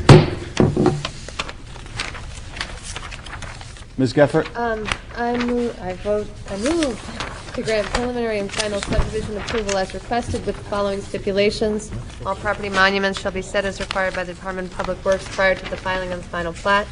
GIS data shall be provided to the Department of Public Works in the form required by the city. The final plat and all resulting deeds shall be recorded concurrently at the Registry of Deeds by the city or as deemed appropriate by the Planning Department. Seconded. Any discussion? Call the vote. All those in favor? Aye. Any opposed? And the chair votes aye. If I could indulge the board again and have a motion that would allow me to read in public hearing F along with the city council referral and request A. I'll read them in separately. We'll hear it as one, and then we'll vote on them separately. So moved. Second. All those in favor? Aye. Aye. Any opposed? And the chair votes aye. I'll now read in item F under public hearings, the application of the Baroni Family LLC owner and the City of Portsmouth owner for property located off Constitution Avenue, wherein preliminary and final subdivision approval is requested between two lots as follows. Lot 5 is shown on Assessor Map 274, increasing in area from 4.73 acres to 5.5554 acres with 365 feet of continuous street frontage on Constitution Avenue. And Lot 3 is shown on Assessor Map 274, decreasing in area from 29.792 acres to 28.968 acres with 1,255 feet of continuous street frontage on Constitution Avenue. Lot 3 is shown on Assessor Map 274, is located in the Natural Resource Protection District, where there is no minimum lot size or street frontage requirement, and Lot 5 is shown on Assessor Map 274, is located in the Industrial District, where the minimum lot size is 2 acres and minimum street frontage requirement is 200 feet. I'll now read in item A under City Council referrals and requests, which is the rezoning of land on Constitution Avenue from municipal to industrial. Who's here tonight on behalf of the applicant? I am Eric Weinrib with Altus Engineering. Also with me tonight is Mark McNabb, project manager and representative for the Baroni Family LLC. Just very briefly, we've been before you with this proposal to buy city-owned land. It's going to be a great benefit to the city in the fact that this additional land is going to allow the Baroni family to build a larger building. We're going to be back before you very shortly with about a 60,000 square foot office warehouse building, and this is going to be a great benefit to the city. You very much hit the nail on the head. We're doing a lot line adjustment, purchasing land from the city, and the right-of-way must have been, if you've ever been out there, reconstructed or road built in a different location than the original proposed right-of-way because there's just some massive ledge out there, and we're going to have some pretty substantial ledge removal with the project. Thank you. Thank you. Questions for the applicant? No? Thank you. I'll now open up the public hearing if there's anybody wishing to speak to, for, or against the application. Second time, third and final time, seeing no one rise, I'll now close the public hearing. We will vote on item F under public hearings first, and then we'll go to city council referrals and requests, item A. So this would be for preliminary and final subdivision approval. Ms. Hayden. Make a motion, we grant preliminary and final subdivision approval with the 3 stipulations as listed in the planning director's memo dated November 17th. Second. Second, discussion? I'll call the vote. All those in favor? Aye. Any opposed? And the chair votes aye as well. We'll now go to city council referrals and requests, which is the rezoning of land on Constitution Avenue from municipal to industrial. Mr. Chair? Yes. Do we need Ms. to Giff. vote to recommend that the area be conveyed first and then we can vote? Or we can do either way. I just wanted to make sure we forgot about the conveyance part. We've already made a The recommendation previous meeting. on conveying the land. Oh, And they had to draw the subdivision plan after. oh, okay. I thought we had to do that tonight, 'cause- You weren't there. sorry. Staying on that theme, Ms. Geffert.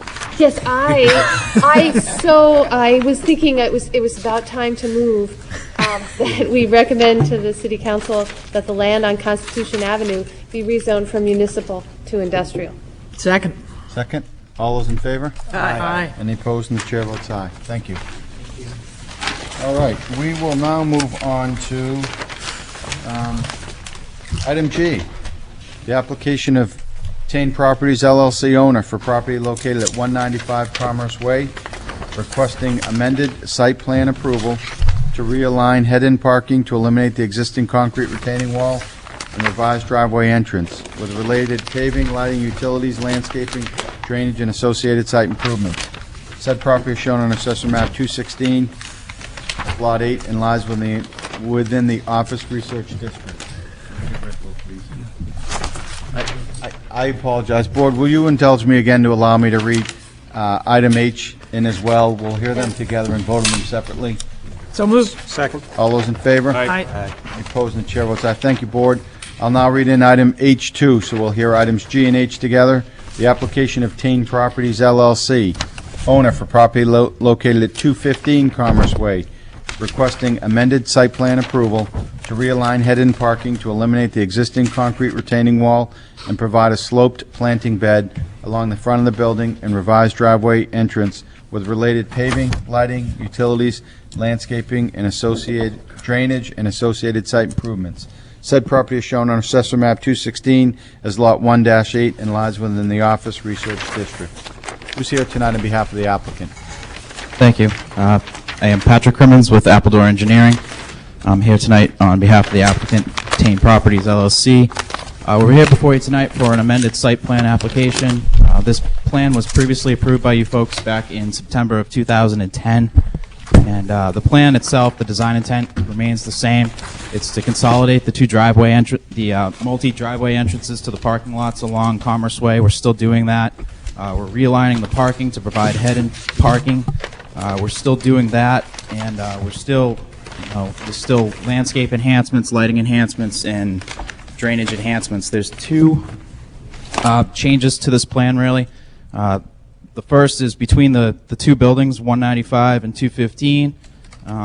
The previous proposal that we had before you folks, we were actually going to, what it is these are actually the rears of the building, and these are the current fronts.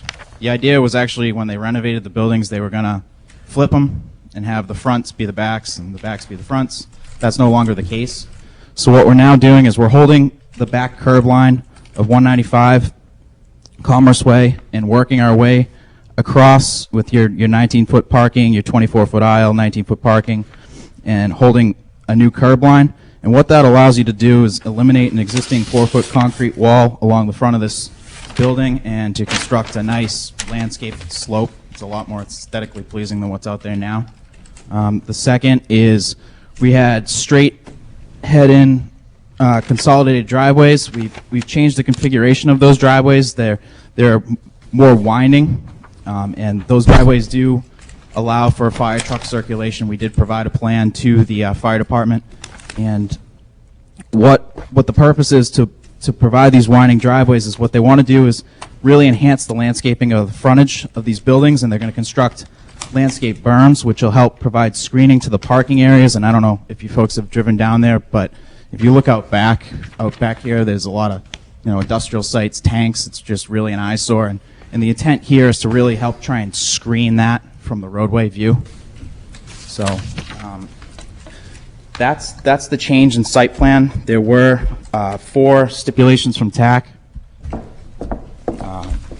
2 of which were the same for 195 and 215, and then 215 had 2 additional, so I'll just quickly address those. For both 195 and 215 Commerce Way, we were supposed to provide more information on the existing drainage and consult with DPW on a recommendation to Planning Board for the proposed drainage improvements. We have done that. We met with DPW on December 15th. The previous proposal that was before you folks had included some oil separator hoods to be constructed in those catch basins. DPW's concern was those hoods were being constructed in basins that were in line, so essentially every time water gets into them, it just spins up the sediments and flushes out downstream. So what we've done in turn is we've actually added water quality units on the ends of each of those lines to provide the separation. And also there is additional detail for the existing drainage as well on your existing conditions plan. Number 2 was to revise the site plans to show future conditions of Commerce Way with crosswalks and sidewalks and showing connections. We have done that. We've revised the site plans. They now reflect the future roadway improvements, which we hope to construct this spring, and we've added sidewalk connection from this building out to the roadway. That is a 5-foot wide sidewalk. 3 and 4 were for just 215 Commerce Way, and it was the first one was to revise the plans to show the existing conditions at 235 Commerce Way. There was a previous approval for 235 Commerce Way that's since expired, so we've revised the site plan to reflect the existing condition because that site plan is no longer in good standing. And number 4 was to revise the plans to include a sidewalk along the curb in front of the building of 215, and we have done that. There's now a 5-foot wide sidewalk that's shown along the front of that new landscape slope. So with that concludes my presentation, and I'm happy to take questions. Questions for the applicant? Ms. Roberts? Yes, sheet C4 shows construct planting bed along, I guess it's the front of the proposed 215 Commerce Way. I'm wondering what that means, what's going on there, If you look what at, the connection is with landscaping, what planting means. Sure. If you look at sheets L1 and L2 at the rear of your packages, there's a detailed landscape plan for those beds.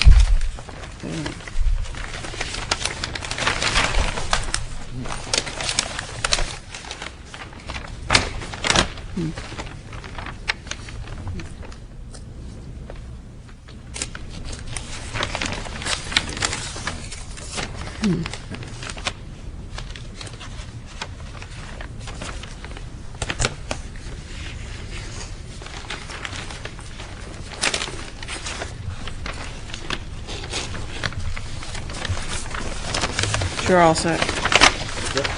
I want to thank you for changing the plans to show the planned improvements to Commerce Way, but it raises the question, does the timing make any difference in the site plan, or is the curb line for Commerce Way going to stay the same? In other words, you're showing a connection out to the curb. Is there going to be a problem if you do this site plan and Commerce Way doesn't get updated for a while? No. So the curb line isn't changing at that point? Yep. Great, thank you. Question for Ms. Hayden? Just an easy ADA one, I think. I know this is a big improvement over what's there in terms of the parking layout. The handicap spaces, you can use that as an accessible route of travel to go down the travel way to the door. And is that, and that, how come the handicap spaces are so spaced out? Are those all entries to different businesses? Correct. Those are entries to the different tenants that are in those buildings. I didn't And realize the there were purpose for the wide aisles is we're just trying to align the parking with the other side. Yep. So that's the reason for those wide entrances. All right. And yes, to answer your question, those are ADA accessible to enter the building. Great, thanks. Other questions for the applicant? No? Thank you. I'll now open up the public hearing. Is anybody wishing to speak to, for, or against the application? Second time, third and final time, seeing no one rise, I'll now close the public hearing.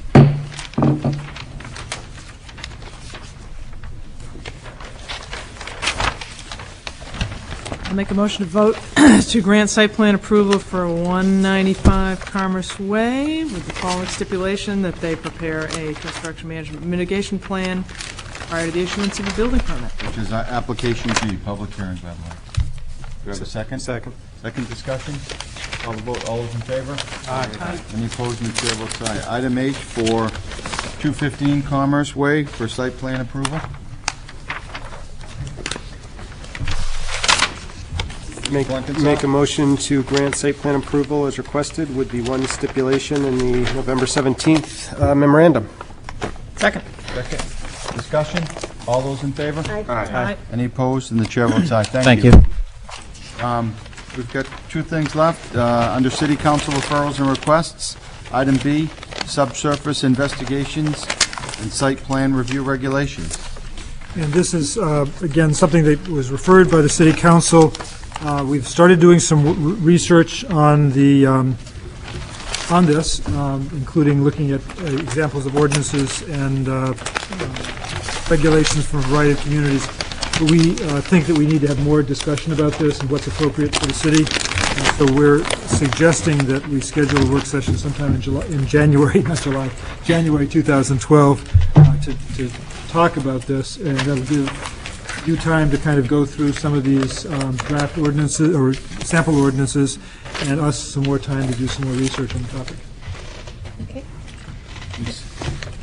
And part of me wonders if we should do this on a separate evening of the meeting than the regular meeting, because if we have a work session 6 to 7, is that going to be enough time? I mean, I feel like this has been sitting out there for a while. It's been on our agenda, at the end of the agenda for several meetings, and we get to it and we're just, wiped out. Do we want to try from 6 to 7? If we find we need more time after that, we can schedule a standalone meeting? I'm just throwing it out there. My preference is another night, just because I think our meetings get so long, but I'm open to whatever. I'm here a lot at night, doesn't really matter. My preference is to try to do it on the night we meet from 6 to 7, just because of work and getting Let's try back that, and if we towards need another night, I think... Works for me. Then we'll do another night. I think that would make sense. So Yeah, 6 to good. 7 at the January regular meeting.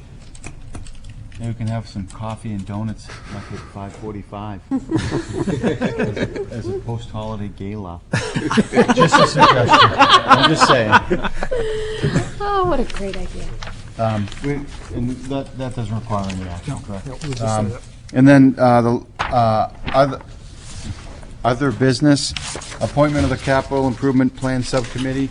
I think Paige and William have offered to sit this year, so thank you. Refreshments and lunch will be provided. So that's December 7th, I believe, at 11:30. We should have a motion to appoint the three members. That's right. I was just getting that. I'll make a motion to appoint the chairman, William Gladhill, and Paige Roberts to the CIP subcommittee. Second. Second, all those in favor? Aye. Any opposed? And the chair votes aye. Thank you for that clarification.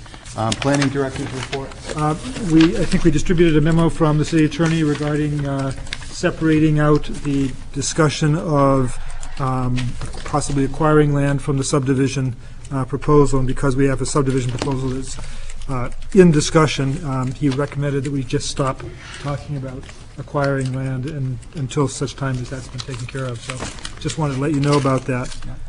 Just to give you an update on 28 to 30 Dearborn Street, which you referred to TAC at the October meeting. We've been in contact with them. They have not submitted materials for TAC review, so at this point, the earliest it would come to us would be the early January TAC meeting. And meanwhile, the other night before last, the Board of Adjustment granted an abutters request for a rehearing on the variances granted, which would have allowed the subdivision to occur. So stay tuned on that.